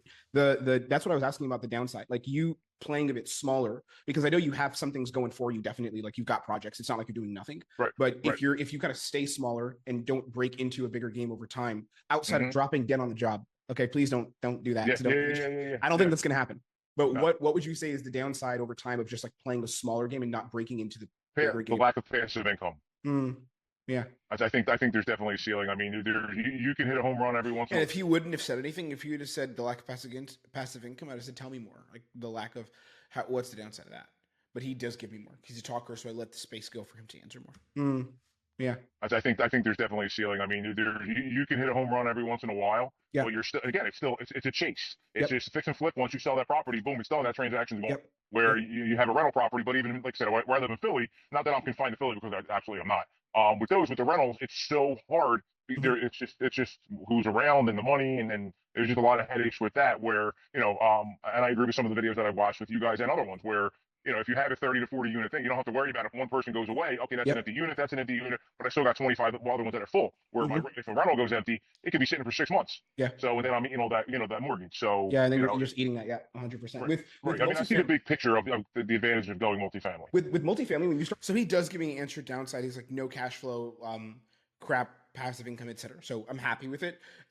I don't know if I double down and get more. We'll see what I do. For 6 months. That was solid. Yeah. So and then I'm eating all that, that mortgage. So yeah, and then you're just eating that. Yeah, 100%. Right. Right. I mean, I see the big picture of the advantage of going multifamily. With multifamily, when you start getting to 15, excuse me, not 50, you could do 50, 100 too, but like 15, 30 doors, which is where a lot of our like beginner clients start. You're protected because it's a game of scale. So like if you're let's say sitting at 90% capacity, and a lot of times in multifamily, you want to look for areas where there's population growth and where there's job growth. That's a huge thing that we emphasize. Let's find the hot spots where there are companies coming, setting up factories or offices, because people are moving there, people are raising families there. So you get and in America we're turning to like a rental economy, whether that's good or bad, I don't know, but we're turning into that. So you're getting people that are setting up families, that are setting up long term. So occupancy could consistently be 85-90% if you're in the right area, and if you're in the right place where there's population and with long. I'm doing a lot of educating him on the market, and I could do all of this when I'm pitching, to be honest. So I'm kind of throwing myself off my process here. I don't care. I'm going to show you guys anyway because I have so many calls in this channel, but I want to show you guys everything. So I don't like this part of my process. It's not terrible by any means, but it's just I feel like it's not necessary right now. Interesting. I could stick in downside more. He gave me what I needed in downside, but could stick into it more, lean into it. Yeah, and in America, we're turning to like a rental economy, whether that's good or bad, I don't know, but we're turning into that. So you're getting people that are setting up families, that are setting up long term. So occupancy could consistently be 85-90% if you're in the right area, and if you're in the right place where there's population and like long term thinkers that are looking to set up shop and raise families over time. So you're protected in that sense. I'll ask you just one more thing, and then I'll tell you all about what we do. I'm going to share my screen in a second and lay out everything. You had mentioned something about your wife and kind of her role in this. I'm just curious, like you going into multifamily and kind of making decisions, investing. Oh, I actually do pre-frame wife. That's interesting. I didn't know that I did. That helped me. In a second and lay out everything. You had mentioned something about your wife and kind of her role in this. I'm just curious, like you going into multifamily and kind of making decisions, investing in properties, putting together deals, learning to raise capital. Is that something that you're handling and you're going to be driving forward, or is your wife acting in like a partnership capacity to that as well? No, it'll be me. I mean, I'll let her know what I'm doing, but I mean, she's the queen of doubt, I call her. So I'd rather not. I'd rather that I have people who are in the. So what I'm doing is I ask him in a very nuanced way. I say, like, is this something you're handling and responsible for, or you're going to be doing it, or is she going to be a partner? Because I know for a fact she's not going to be a partner. And even if he did say, well, she's going to be helping me, she's going to be part of it, then I would ask him again. I would say, is she a partner in it? Meaning, like the division of responsibilities, whose responsibility is to make this happen and drive it forward? Then I would change the question and forced him to say, yeah, it's me. So it's not her. It's you. Yes, it's me. And then I would say, okay, like, can you, then as the decision maker, you take that responsibility and ownership on yourself to bring your family and yourself to have the freedom to go to a better place. Is that something you're really wanting to do? Then he would say yes. And then I have pre-frame partner. This time it just happens he doesn't even want his wife really a part of this. In like a partnership capacity to that as well. No, it'll be me. I mean, I'll let her know what I'm doing, but I mean, she's the queen of doubt, I call her. So I'd rather not. I'd rather that I have people who are in the industry that I'd rather bounce questions off of and lean off of and do things like that, who actually know. She runs a hospital. She's been in that field for 30, 40 years. So let her do her thing. I'll do my thing. And hopefully we're happy at the end. Okay. Oh, okay. That end sentence. Hopefully we're happy at the end, man. Yeah. Which is the bottom line is always the bottom line. would she be happy if you grew out a real estate portfolio and got it to multi-seven figures? So I'm doubling down and I'm making sure she's on board in case I have to need something on like partner and wife later, but I don't. And hopefully we're happy at the end. Okay. Oh, okay. That end sentence. Hopefully we're happy at the end, man. Yeah. Which is the bottom line is always the bottom line. would she be happy if you grew out a real estate portfolio and got it to multi-seven figures? Would she be happy with that? Well, who wouldn't? But then it's not easy. But we have friends who have done it and are doing it. So I mean, she actually made a comment a couple weeks ago, and she's like, you know what, just do it. Do what you got to do. Good. So I think I've exhausted her and showed her our failures to the point where if we don't try, we're going to be in the same situation in 5, 10, 15, 20 years. Yes, sir. Yeah. Okay. I love it. Let's talk about what we do and how we help. What I'll do is I'll lay it all out to you. If you have questions, Michael, just jump in and tell me if you need clarity on something. And then we'll look at details. So what all right, so that was my pitch. And then we go through some logistical stuff. He had to figure some things out coming in potentially with a partner, but I cleared that with him, and you can see he onboards just not onboards. He puts down a deposit for it, like a 4-figure deposit, so significant. And then he came back and this week said, "Let's enroll and move forward." So amazing. I'll just give you the numbers. NOI cap rate. Give me the numbers. So okay, you're talking to you as a breath of fresh air. Very much a breath of fresh air. People are like, it's you got to make sure it's not a Ponzi scheme, and you got to do this and you got to do that. I'm like, let's see what happens. No, this is this is not that, my friend, at all. I'll also, after this, I'll send you over the section where I I pitched you and broke down to you our details. I'll send that to you too, so you could literally, have that. It's recorded. You can have that as well. Right. Okay. Well, you should have gotten it. Oh, you processed it? I can't see anything because Justin has access to our accounts. So I'll ask him if it was confirmed. You're good to go. Let's put it. Yeah, I got congratulations. So okay, should be good. Amazing. This is your first step, man. So the lesson here, and just to tap in with you guys real quick before I go to the next call, just again, understand like human behavior, understand the nuances of how communication is done, understand process, understand your pathways. That is how you're going to get good at sales and make a lot of money. Hopefully this was insightful watching this. We're going to look at the next call, which is going to be my guy, Husham, Mr. Performance Coach himself, Mr. $250,000 closer, absolute G, blazing through the Aussie market. We've featured him on the channel before. He's my guy. He runs protocols with me. We'll get him featured. We'll get him up here next, and we'll look at his call in just a second. I'll see you there. All right, let's tap into the next call. It's a sunny day. Let's get some glasses on. We will look at Husham's call now, and he's selling on an offer where he's talking to electricians, telling electricians how to scale and grow their businesses. This is a really good one to watch because in this one, the guy actually tells him, as you'll see in the beginning, I'm not making any decisions here, and you'll see how well Husham frames that and gets the prospect into a buying or decision maker's frame on the call. Great stuff here. I love the way this one turned out. Guy closes. And comes into the program. So let's look at how this happens and watch the progression, learn from it, learn the psychology, learn the mechanisms behind really good sales. Yeah, I'm not overly sure. I had a session booked in for yesterday, but with us already? Yeah, but it got cancelled yesterday morning. So we had to reschedule for today. But it's okay. Well, we're here now, so it's fine. At least you get to speak to me. There was, I work very closely with Spiro, so it's nice. Okay, cool. Yeah, there was to the point there was a couple of people I'm not too sure. I've just been flat out. So you're okay. As long as you're making money, that's what we say. It's a good busy. That's what yeah, definitely. But I could be making more, And that's why we're here. So a few things, by the way. My name is Hush. I work very closely with Spiro. So the guys on the podcast. I don't know how familiar you are with what we do here and whatnot. Maybe the podcast. Have you seen some of those already? I haven't seen any podcasts, but I've sort of been doing a bit of Googling and there you go. So I've watched the video. He's been popping up on my socials a little bit lately, and beautiful.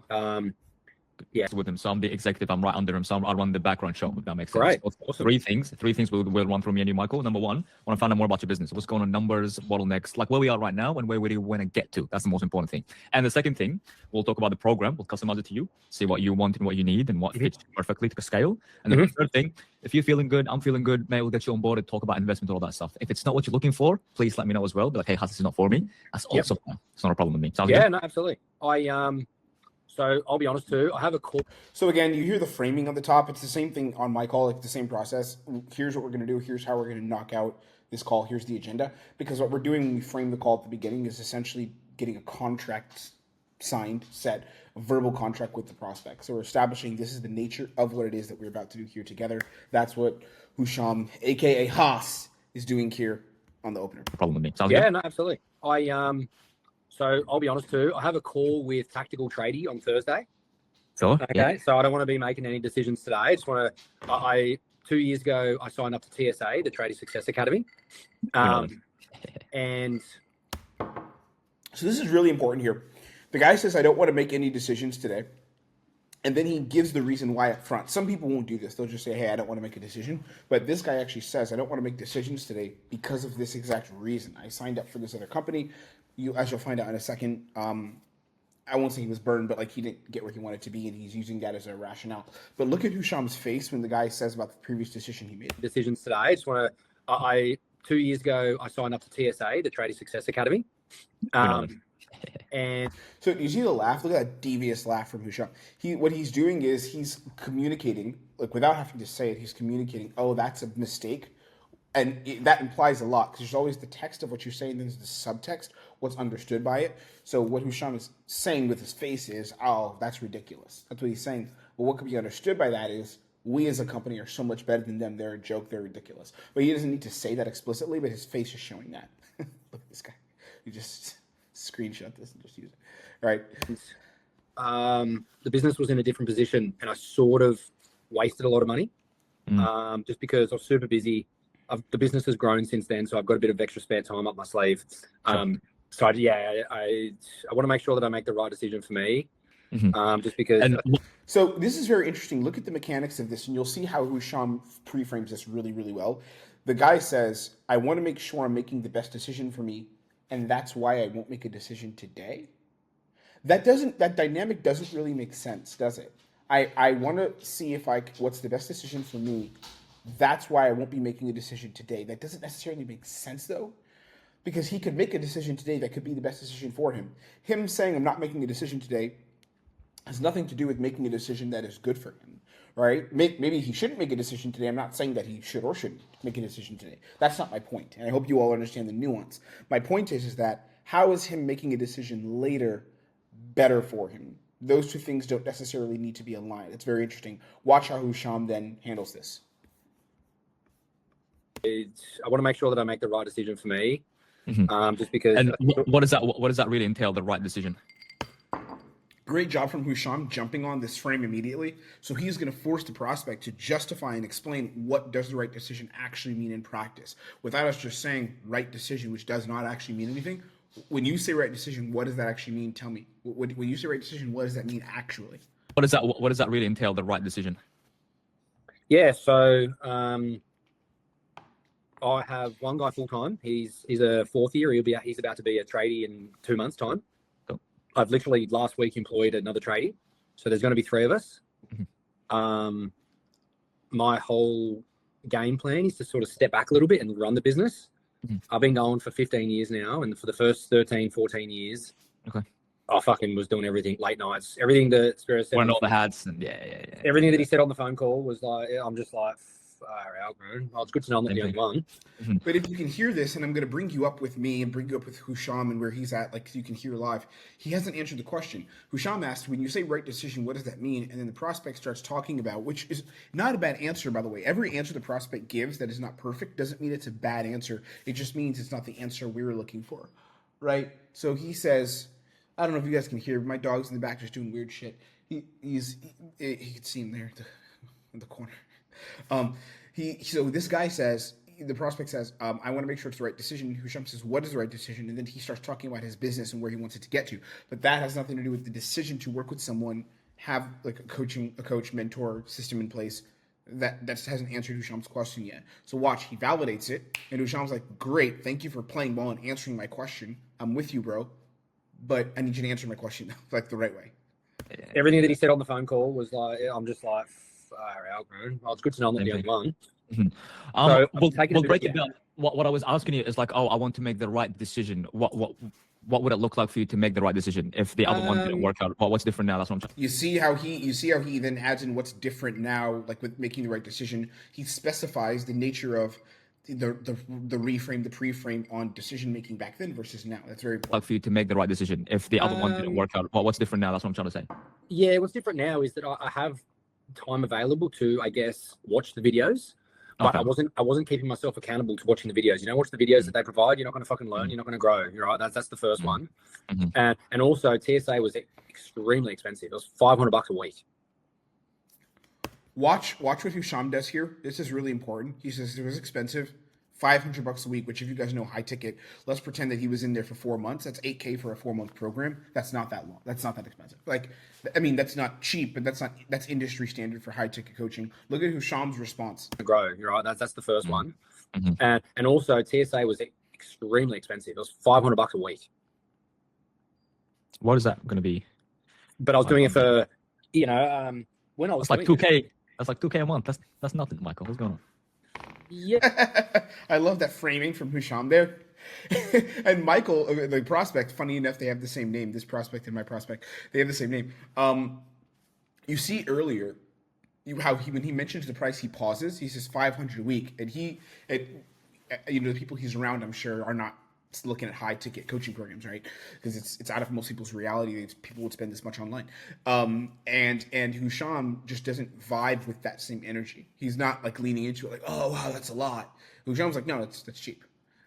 Because relative to what they're about to do, I think their program is like priced at 7K or something like that. So it's similar ballpark. So if Husham embodies, oh wow, that's a lot, he's accepting a frame up for you to scale your business. Paying 7K, 8K, 6K, 10K is a lot, but it's not a lot.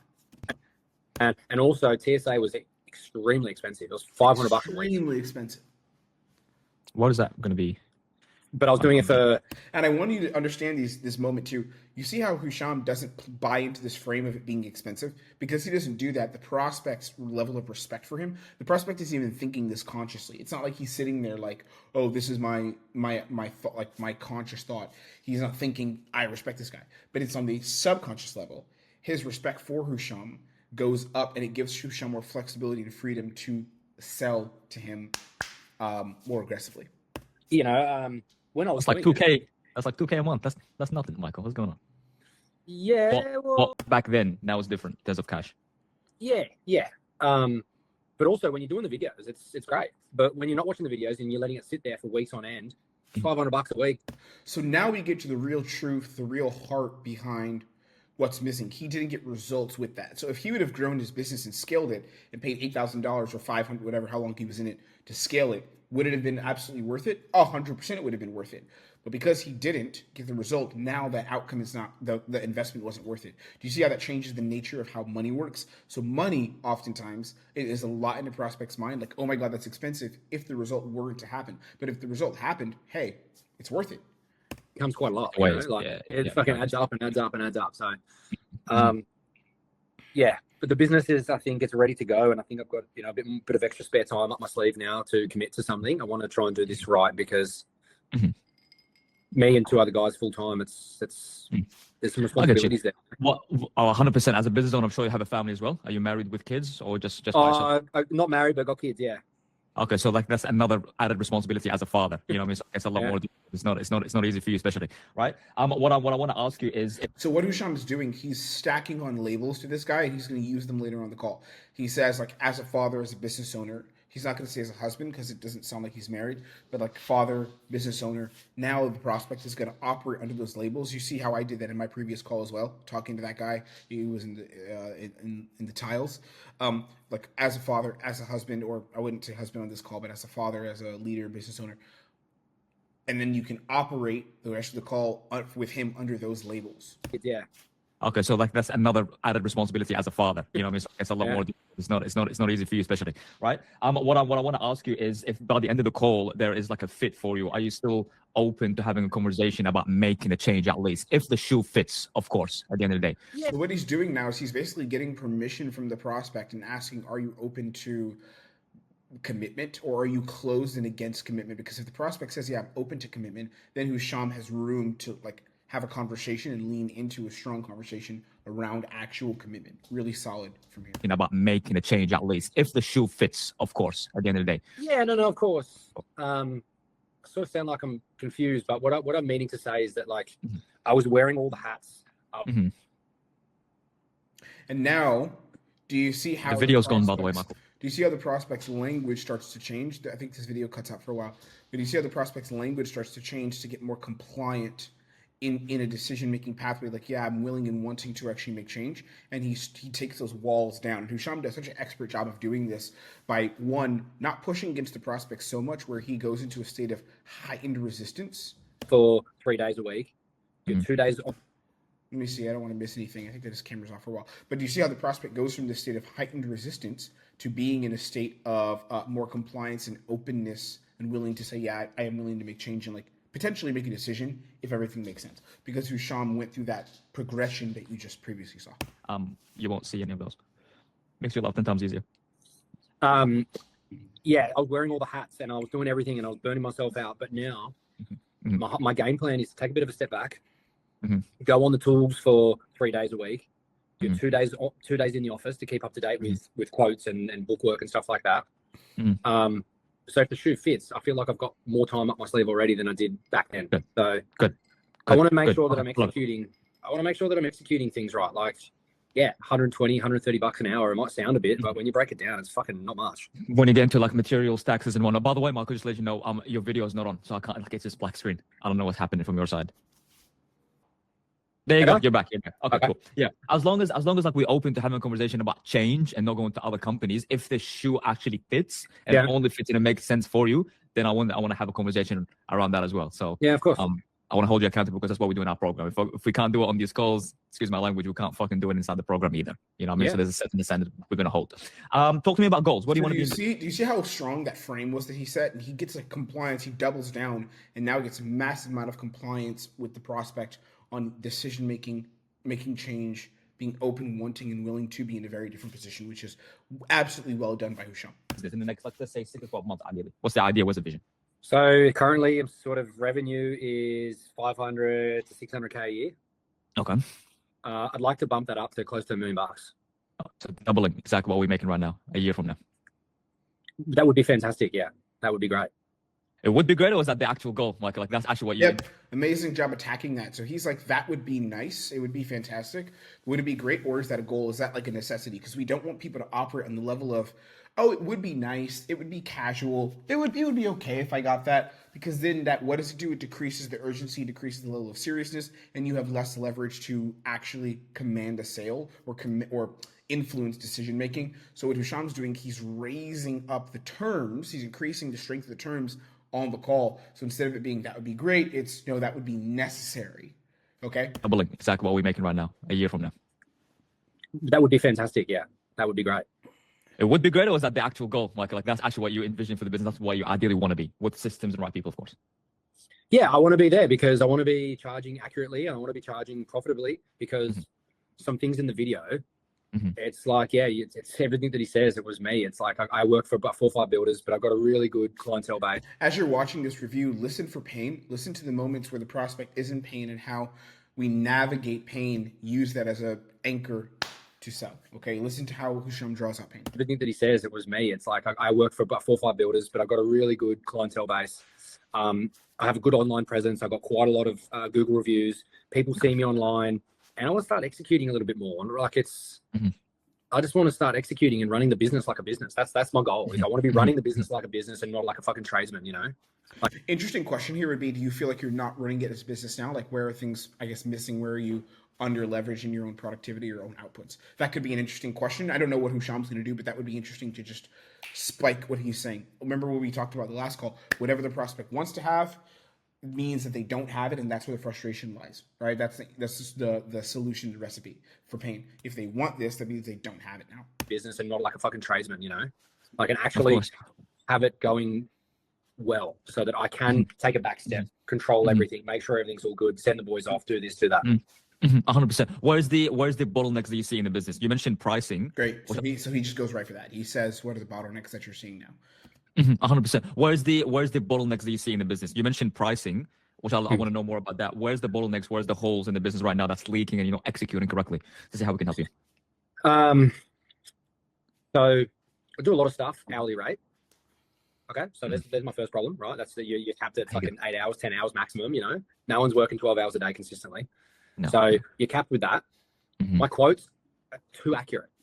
Like I quote something, and by the time I break it down to an hourly rate, it's almost like it's literally exactly the same. I may as well have just done a fucking hourly rate job, I want to start like executing better and start using, how do I say this?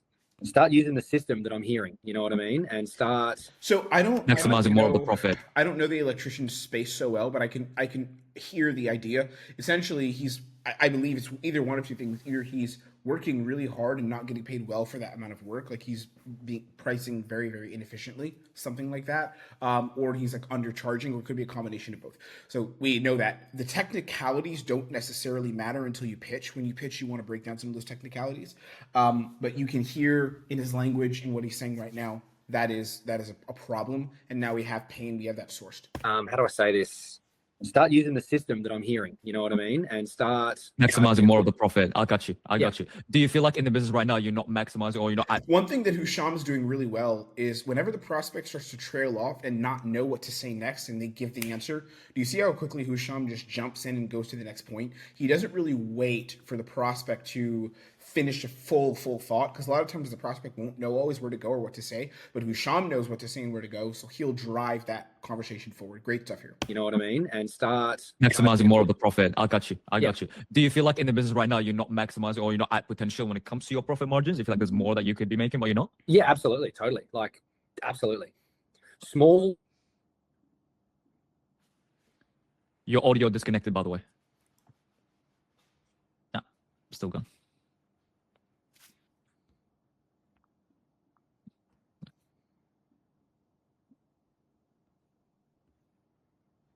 Hell is going on with this call? Pricing and charging hourly. From what I remember, you mentioned pricing and charging hourly. What's the hardest part about figuring out the whole, I guess, pricing structure and all of that for you right now? What's going on in terms of pricing? What do you feel like that's the issue? Confidence, I think. Confidence. Meaning what confidence? Well, prospect gives a really, really broad answer. Husham's like, we're not going to do that. Give me something better, niche the answer down so I can go further on the call. Now that there's going to be 3 of us on the road, two of the boys and myself, I want them to turn up to a job. This is like my goal, I guess, is to turn up to a job. They have the price list in front of them. And let's just say the client wants a dimmer, a fan, and a PowerPoint. Oh, okay, madam, this is, I just want to let you know before we get started, this is X amount, this is X amount, this is X amount, this is how much it's going to be. Okay, yeah, sweet, no pros, we're happy to do the job. The boys do it, input it. That's like a fucking smoothly ran system. Yeah. Faster. Yep. So I'm assuming you do not have all of those things at the moment. You don't have the price list and the structure on how to price correctly. Is that from? Correct. Yeah. How does that make things a lot more difficult for you in the? So this is a really interesting moment, because what Husham is doing, he has the problem in the business, like the bottleneck. Listen to this, guys. Lock in on it. Use the training to make money. Don't just hear this like, oh, cool YouTube video, but actually like lock in and use this to go make money in your own offers if you're selling, or if you're running your own business, however you use this. So look. We already see a problem in the business. There's bottlenecks. Husham clearly identified those. But now what we need to do is associate the present downside of those bottlenecks. It's not enough to just say, okay, my business isn't running well because of marketing. Got it. But what's the problem with that? Why do you care about fixing it in the first place, right? And then what that is what's difficult for you as a business owner. Like you as an individual, a business owner, a father, husband, a man, whatever the label is that they identify with. How does that make it harder for you to do what you do? We need pain attached. Just because someone says, I'll give an example, right? Let's pretend I'm this glass of water. Stupid example. This glass of water is like 2/3 full, 1/3 full right now, okay? And I talk to someone and I say, tell me about I'm making it up. Let's say that I'm selling them a water refill, okay? They can fill their water up for $5. Not very high ticket. Okay. So let's say that I'm talking to them and I'm like, with your water right now, it's like 1/3 full. I guess what's the issue? Why do you think it's not like 3/3 full, like fully 100% full? And then they tell me, well, it's not full because I haven't found a good water supplier yet to refill my glass. Okay. That's a problem, but there's no pain attached to that. It's a problem, but there isn't like a pain. That's not painful. Just because you don't have water doesn't mean you're in pain. Right. So now my next question will be, okay, so you being stuck at 1/3 full and not having the right kind of company or right person to like fill the glass and get it to 100% full, I guess. What is that? How frustrating is that to you, just as someone who wants to drink water, who wants to be hydrated, who wants to enjoy a full glass of water? Like, how does that make things more frustrating for you? Tell me more about that.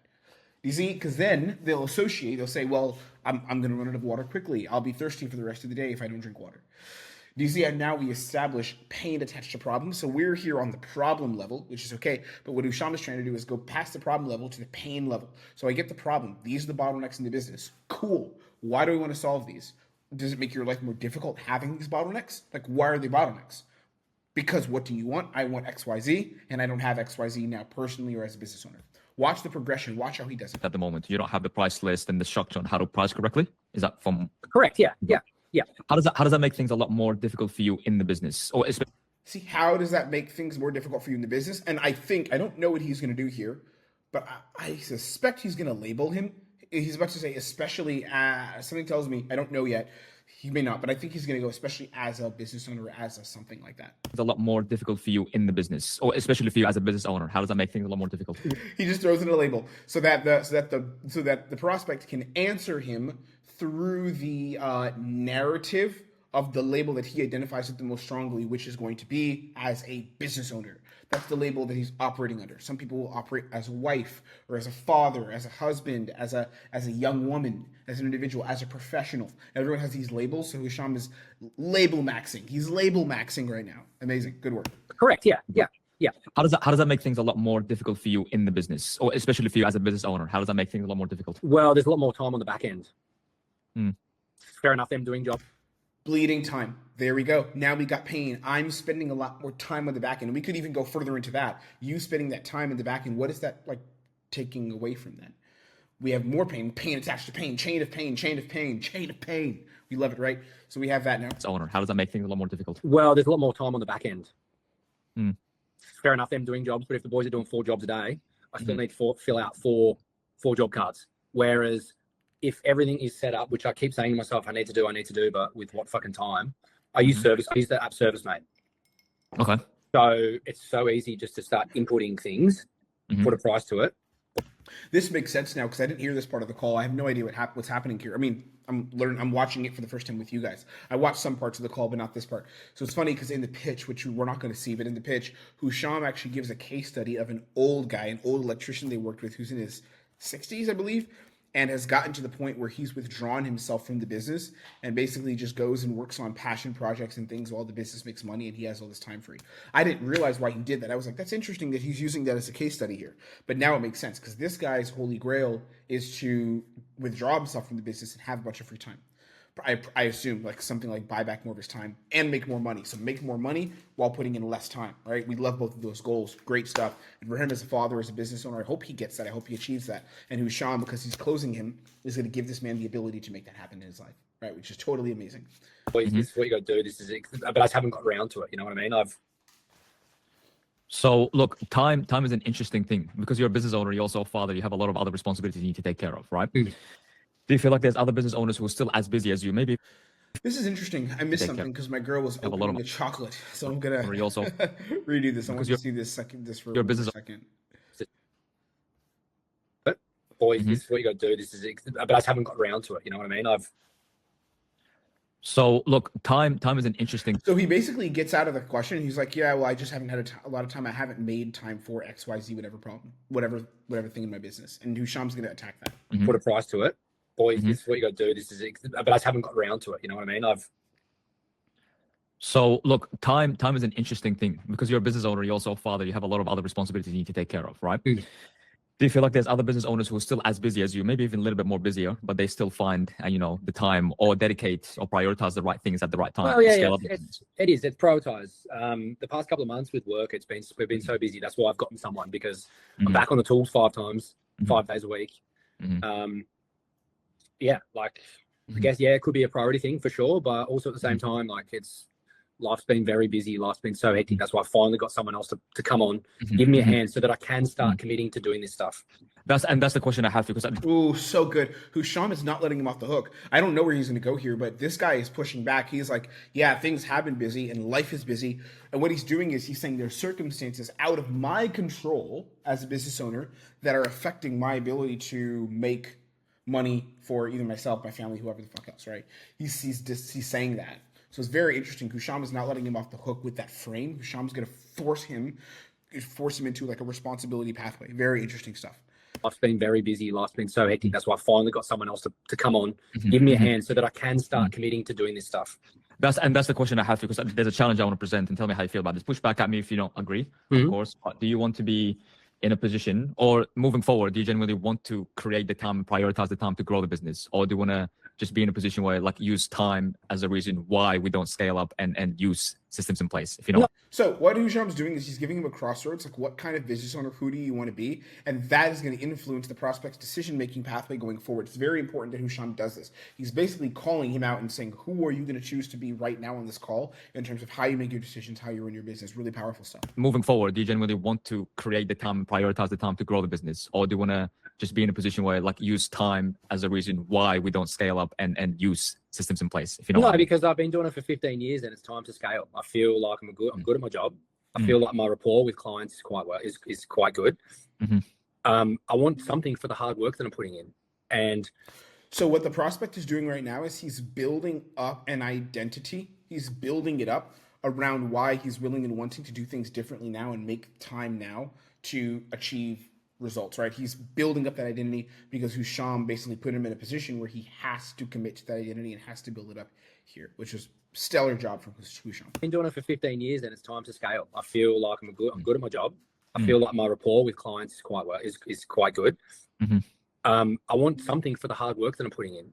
And I want to have that well-oiled machine business where the boys pretty much just click a couple of fucking buttons and there you go, madam. This is the job. This is what we're doing. This is what it's going to cost. Yeah, because I'm gonna tell you this, you know what I mean? So like starting from today, tomorrow, next month, you're always going to be busy. There's always going to be some other fucking thing that pops up. But do you want to continue to create the time and prioritize the time in the business? Like, are you in a position where you want to make the time moving forward? Well, yeah, I'm making. Do you see the emphasis? He's not asking. Husham is not even asking him. Are you in a position where you can make the time? He's saying, do you want to make the time? And the emphasis here is, do you want to? Like, do you want to make the time? Because if you want to be that person, you don't have to do shit. But if you want to do X, Y, Z, if you want to do this activity, if you want to commit, if you want to be this person, you'll then be able to achieve the results and have everything that you want in life for your family, yourself, and more. Right? So Husham's doing a great job of getting him to buy into this desire, this wanting frame, and it's working in the business. Like, are you in a position where you want to make the time moving forward? Well, yeah, I'm making. I'm taking this phone call, right? Like, I'm here. It's time to commit to it.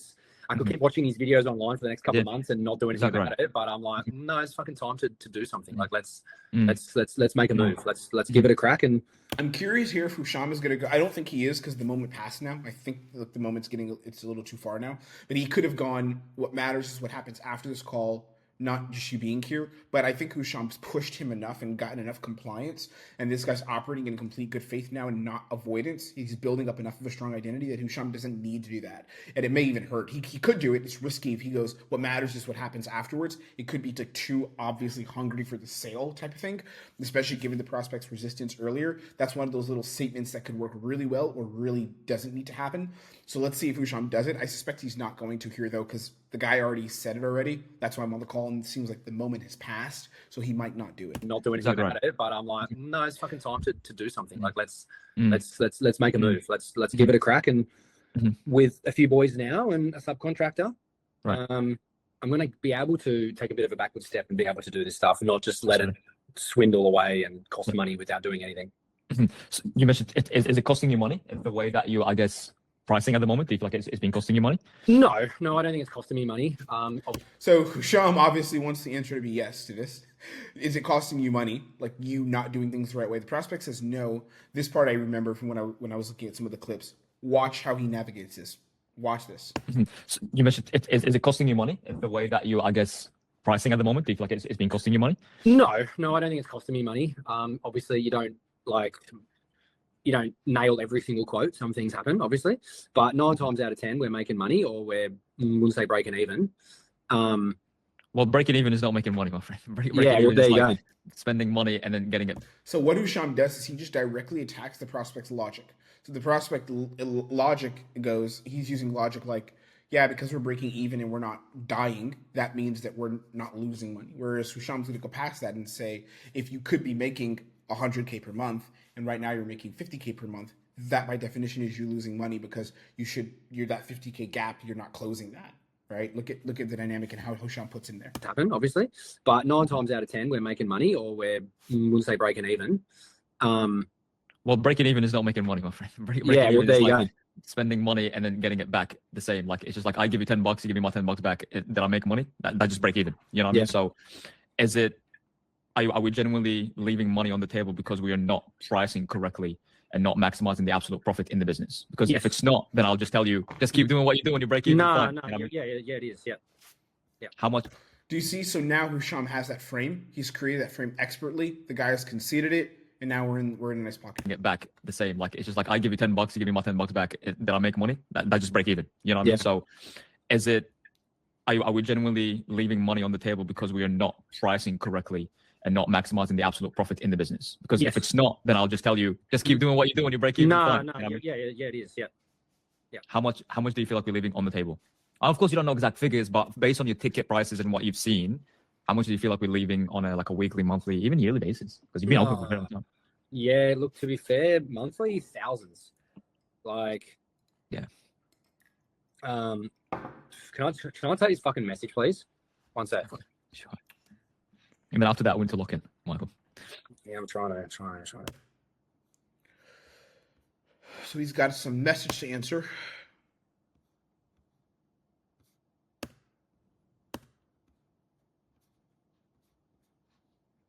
Business running or what's going on? What did you? He's just fucking asking stupid questions. He had his 21st birthday on Saturday night, so okay, he might not be firing on all cylinders today, which is fair enough. Okay, he's running on a V2, not a V6 today, is he? No, definitely not. Jesus Christ, we hear all the time, especially with our guys sometimes. Not all the time, but sometimes. Going back to what I was saying. So okay, so we're bleeding some of the cash, I guess, month over month, and of course that adds up because it's thousands and thousands. You've been open for 15 years, so it just becomes six figures eventually. You know what I mean? That we're leaving on the table and we're not optimizing. Okay. What if that were to continue? I guess for another 2 or 3 years. And I'm again knocking wood for you, mate. That's why we're on the call, so we can prevent that fucking future from happening and get systems.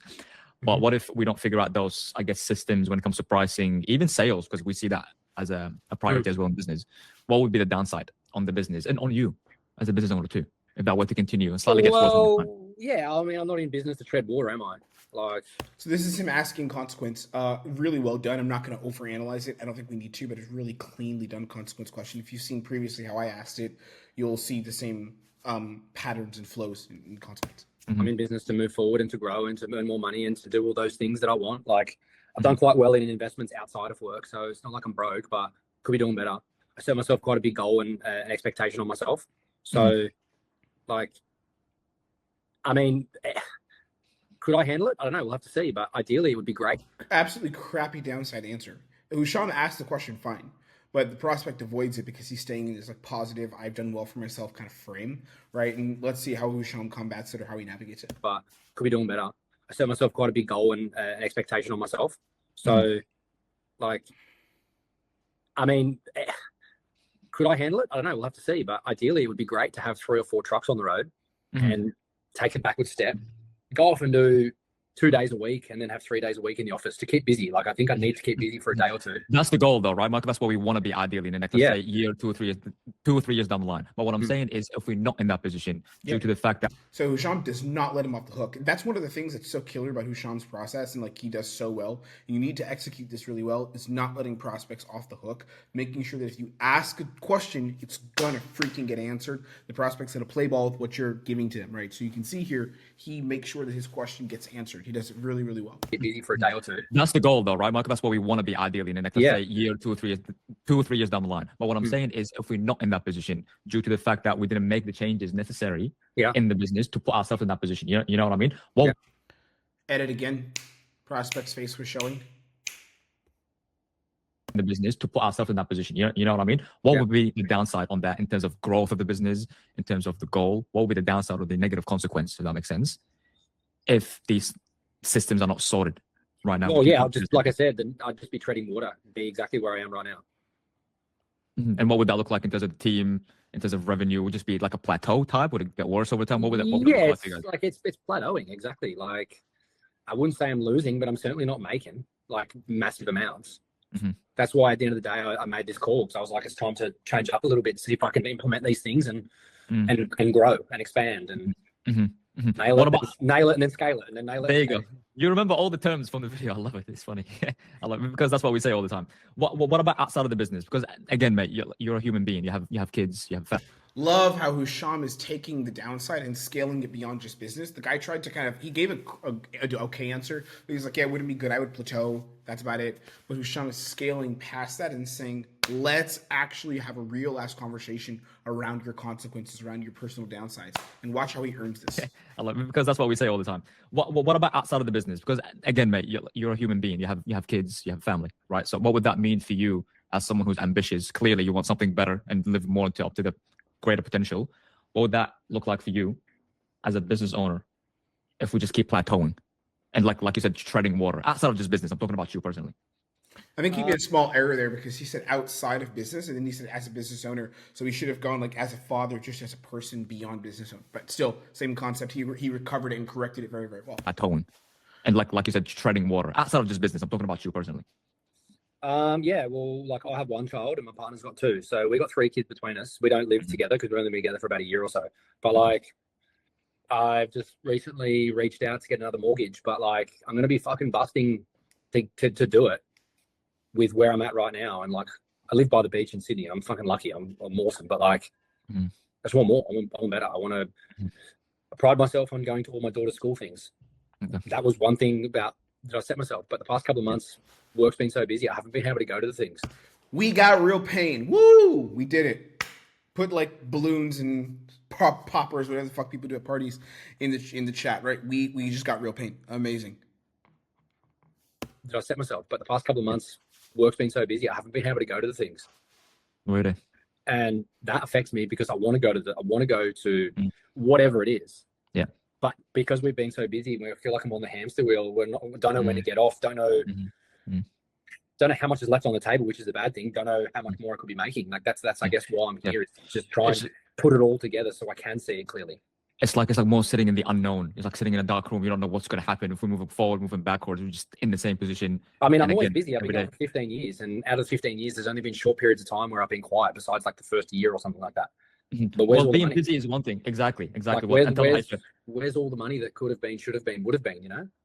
You're busy. Do you see how he earned such a good problem pain, and now he earned such a great gap, like a actual proper tangible consequence gap? He earned that shit by asking the right questions, facilitating the right kind of conversation. Great stuff here from where's all the money that could have been, should have been, would have been? You know. You're busy. You're always continuing to work with you and your guys, but it's just the profits and where you are in business is not matching how busy you are. So on paper, you are busy. It's just, are we actually making the money that you deserve or the potential that you should be in business, which is we're not. That's the reason why we're here. Right. Yeah. How long has that been an issue? How long have you been feel like that hamster wheel been going on in business? How long has that been? Really nice job to assign a time gap to it, like a stretch time now, versus cheating the process and going really early for no reason. Husham waited for this time thing. Like, how long has it been? He's going to go now. He needs to get urgency at some point as well, and he'll go desire where you want to be over time. And let's see how he ties this up. 104. Well, I'd say the past probably couple of years, that's when I've sort of like grown a little bit. So for the first 10 years or something, it was just me. And I was good at my job. I was good at the quotes. I was making good money, got myself into a fantastic spot. Then I started to employ people, and I guess I haven't really adapted my prices. No one works as quick as you or as good as you for your own business, do they? Like, let's be real, they don't. I'm not saying they're shit. I'm not saying they're bad. I'm saying they're not as quick. So I guess maybe I haven't adapted as best as I possibly could. I reached out to a few other Sparky mates over the past couple of months trying to figure out how much they're charging per quote. And I was fucking way under. So in the past month or two, I put my prices up against the builders and stuff like that, because I was just like, the prices have been the same for like 6-7 years. It's time to put it up. And I think that's fair enough for me to do it. No one really picked up a stink or anything like that. But like, I was starting to see, hold on a sec, we're doing all this work, but there should be more coming in, or it's taking longer, you know? Was that the moment, I guess, the moment of realization? We're looking at the numbers and you're like, hey, I guess now it's time for a fucking change because I can't keep doing this. Was that the moment or trigger? Yeah, so what he's doing now is he's going with this is his why now. I didn't know he would do it here, but this is what he's doing. He's merging into what's the trigger, the exact moment, the reason motivating you to take action now versus like later. Watch how Husham smoothly goes into that. There should be more coming in, or it's taking longer, you know? Was that the moment, I guess, the moment of realization? We're looking at the numbers and you're like, hey, I guess now it's time for a fucking change because I can't keep doing this. Was that the moment or trigger? Yeah, that's right. Yeah, it was. Yeah. It was like, I know, I started seeing you guys. Great job there. Also, don't forget, we're watching this at 1.25 speed. Good job for Husham not saying anything after the prospect agrees and allowing the prospect to invest in it and continue going. Numbers and you're like, hey, I guess now it's time for a fucking change because I can't keep doing this? Was that the moment or trigger? Yeah, that's right. Yeah, it was. Change? Yeah. It was like, I know I started seeing you guys on Instagram maybe like 2 months ago. Like literally after I started thinking, oh fuck, should probably commit to something again and really give it a good crack. Otherwise, what's the point in doing this and going backwards or treading? I got you. Yeah, which is difficult because now you can see the potential of how much more you can make in comparison to everyone else in the business. You look at your numbers, you're like, well, fuck, why am I not at those type of numbers and that potential? Which is annoying. I'm sure it hasn't been easy on you as a business owner. So you found out about us 2 months and whatnot. What prevented you from reaching out and I guess giving this another go, if that makes sense? Because we gave it another go. I guess just because the first time around with TSA, like, this is really interesting. He's basically going to do a strong like frame on the action taking side of things. So like pre-frame, what held you back from getting started? Because if we know the thing that's causing him to not take action or has caused him to not take action previously, we can then leverage that exact same thing to cause him to make change. So prospects like, I didn't want to make change because I was burned and I was nervous because of these specific things. We can use those things in our own best interest to trigger his desire, willingness, and interest in actually making change. Found out about us 2 months and whatnot. What prevented you from reaching out and I guess giving this another go, if that makes sense? Because we gave it another go. I guess just because the first time around with TSA, like, I sort of at the start I was committed, and then once again life just got busy, and I just let weeks slide by without taking action. And I'm like, well, I'm not going to do it until I'm ready to commit to it. Otherwise, it's just going to be another fucking waste of money. Yeah. Like, really, there's no point of like having my foot half in the door and. So what he's saying is his level of commitment in the past was very low. So he didn't want to invest, like make a massive commitment to get started, get in, right? I'm very curious how Husham navigates this. There's a couple ways you could do it. I'll give you one that pops to my head right now. You could ask him what changed in his own level of commitment to make him like the kind of person who's committed now. Like what changed in his mindset, in his energy, like now versus back then, right? That could be interesting. There's a live training happening right now, and I'm supposed to be, I mean, it's not mine, it's Husham's training. He's running our performance session, and this is my fathom here. I don't know what to do with this. Anyway. It's going to be another fucking waste of money. Yeah. Like, really, there's no point of like having my foot half in the door and spending all the money to not executing. So my partner and I went to Hawaii, and then when we came back from Hawaii a month ago, it has literally just been like chaotic. And I'm like, nah, that's it. Like, this shit's got to fucking change. Yeah. So then I guess from a company, what are you looking for? Like, what's the ideal criteria that makes this like an app? He doesn't necessarily need to go like a what changed back then versus now. I think he still could have, but he doesn't need to because the prospect kind of answers that anyways. And Husham had gotten a lot of investment on why he wants to now, why he's serious now. So I think that's what Husham's doing. He's kind of done enough due diligence there to have him lean in this way. Like, this shit's got to fucking change. Yeah. So then I guess from a company, what are you looking for? Like, what's the ideal criteria that makes this like an absolute no-brainer of like, this is what I'm looking for to get me to where I want to go? What's your ideal criteria? What you're looking for exactly? I know pricing is number one, that we talked about it. That's no problem. I'm sure you've seen from the video, we already helped with that stuff. But what are you looking for exactly in terms of the company? Having the confidence to convert as well. You mean sales systems? Yes. Yeah. To put it down to one word, yes, that's exactly right. Yeah. What's going on with your sales? Do you feel like you guys are not converting as a high rate, or what's going on? Yeah, look, one of the ads that Spiro put up the other day was like he was having a pretend phone call, right? With a lady, with someone who wanted a switchboard upgrade. Oh, well, you know, it's not compliant, and just it sounds exactly like me. Like if I can did, I'm like, I wouldn't fucking trust me either if that's how I sounded. But it's like, well, take price aside, and what Husham is doing right now, this is another great strategy. He's basically watering the soil and preparing the prospect to receive the pitch, but he's making it as easy for him as possible, for himself, like for Husham as possible, to pitch him on the very thing that he needs. Husham is just going to pitch the prospect literally on the thing that he tells him he needs the most help on. That's all he's doing right here. And you could do that before you pitch. I'm like, I wouldn't fucking trust me either if that's how I sounded. But it's like, well, take price aside, and this is something that you're looking forward to? Like, whatever. I can't even remember what he said, but yeah, the structure. It was the sales, it was pricing, and it was just systems, having the systems in play. Well, now that you saw the ad and you saw like how much more depth there is to conversions, now looking back at your conversion rate, how much deals have we missed out on? because we haven't handled those objections, like non-compliant or it's too much yeah, money. that too, but also the chasing up side of things as well. Like The follow-ups. Yeah. when yeah, you get busy, you fucking forget about the follow-ups, and then a month goes by and you've not even sent an email or a message or a phone. Great job cementing the frame again on how much he's missed. Like Husham is just a killer in doubling down on frames and getting the frame set that he wants to establish in the call. Like this is the frame we're going to operate under. These are the terms we're going to operate under on the call live. Great job here. Great job. Like The follow-ups. Yeah. when yeah, you get busy, you fucking forget about the follow-ups, and then a month goes by and you've not even sent an email or a message or a phone call to follow up to see whether they want to go ahead with it. Do you see the potential? Like the potential keeps rising and rising. Like if I look through your CRM right now, how much money do you feel like we can make just by having the proper structure with sales and convert more? Yeah, to put a price tag on, I wouldn't even know, but like it would be loads. Like It's a lot of money, I'm sure. like yeah, I feel the business is in a good spot. Like Do you see like now Husham's anchored so hard to what we're leaving on the table? So now whenever he drops that price point, which is like 7K, 8K, maybe I think it could even be 9.5 or something. I don't know how much he charges, but like once he anchors to that price point, now because we've talked so much about how much is being left, that money, that price doesn't seem like a lot relative to where the business can be. I'm hiring a third person or a second or a third person for a reason. The work's there.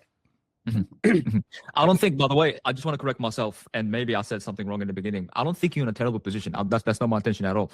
But then, are we aiming for good, Michael, or are we aiming for great here? Because there's a big difference. Because if you're just being good, Killer framing on that, like getting him to pick who he wants to be. Again, same thing on the identity, on the way he wants to run the business, who he wants to be as a business owner. Amazing. aiming for good, Michael, or are we aiming for great here? Because there's a big difference. Because if you're just being good, Listen to the tone in which he delivers the information. He's like, are we aiming for good or aiming for great?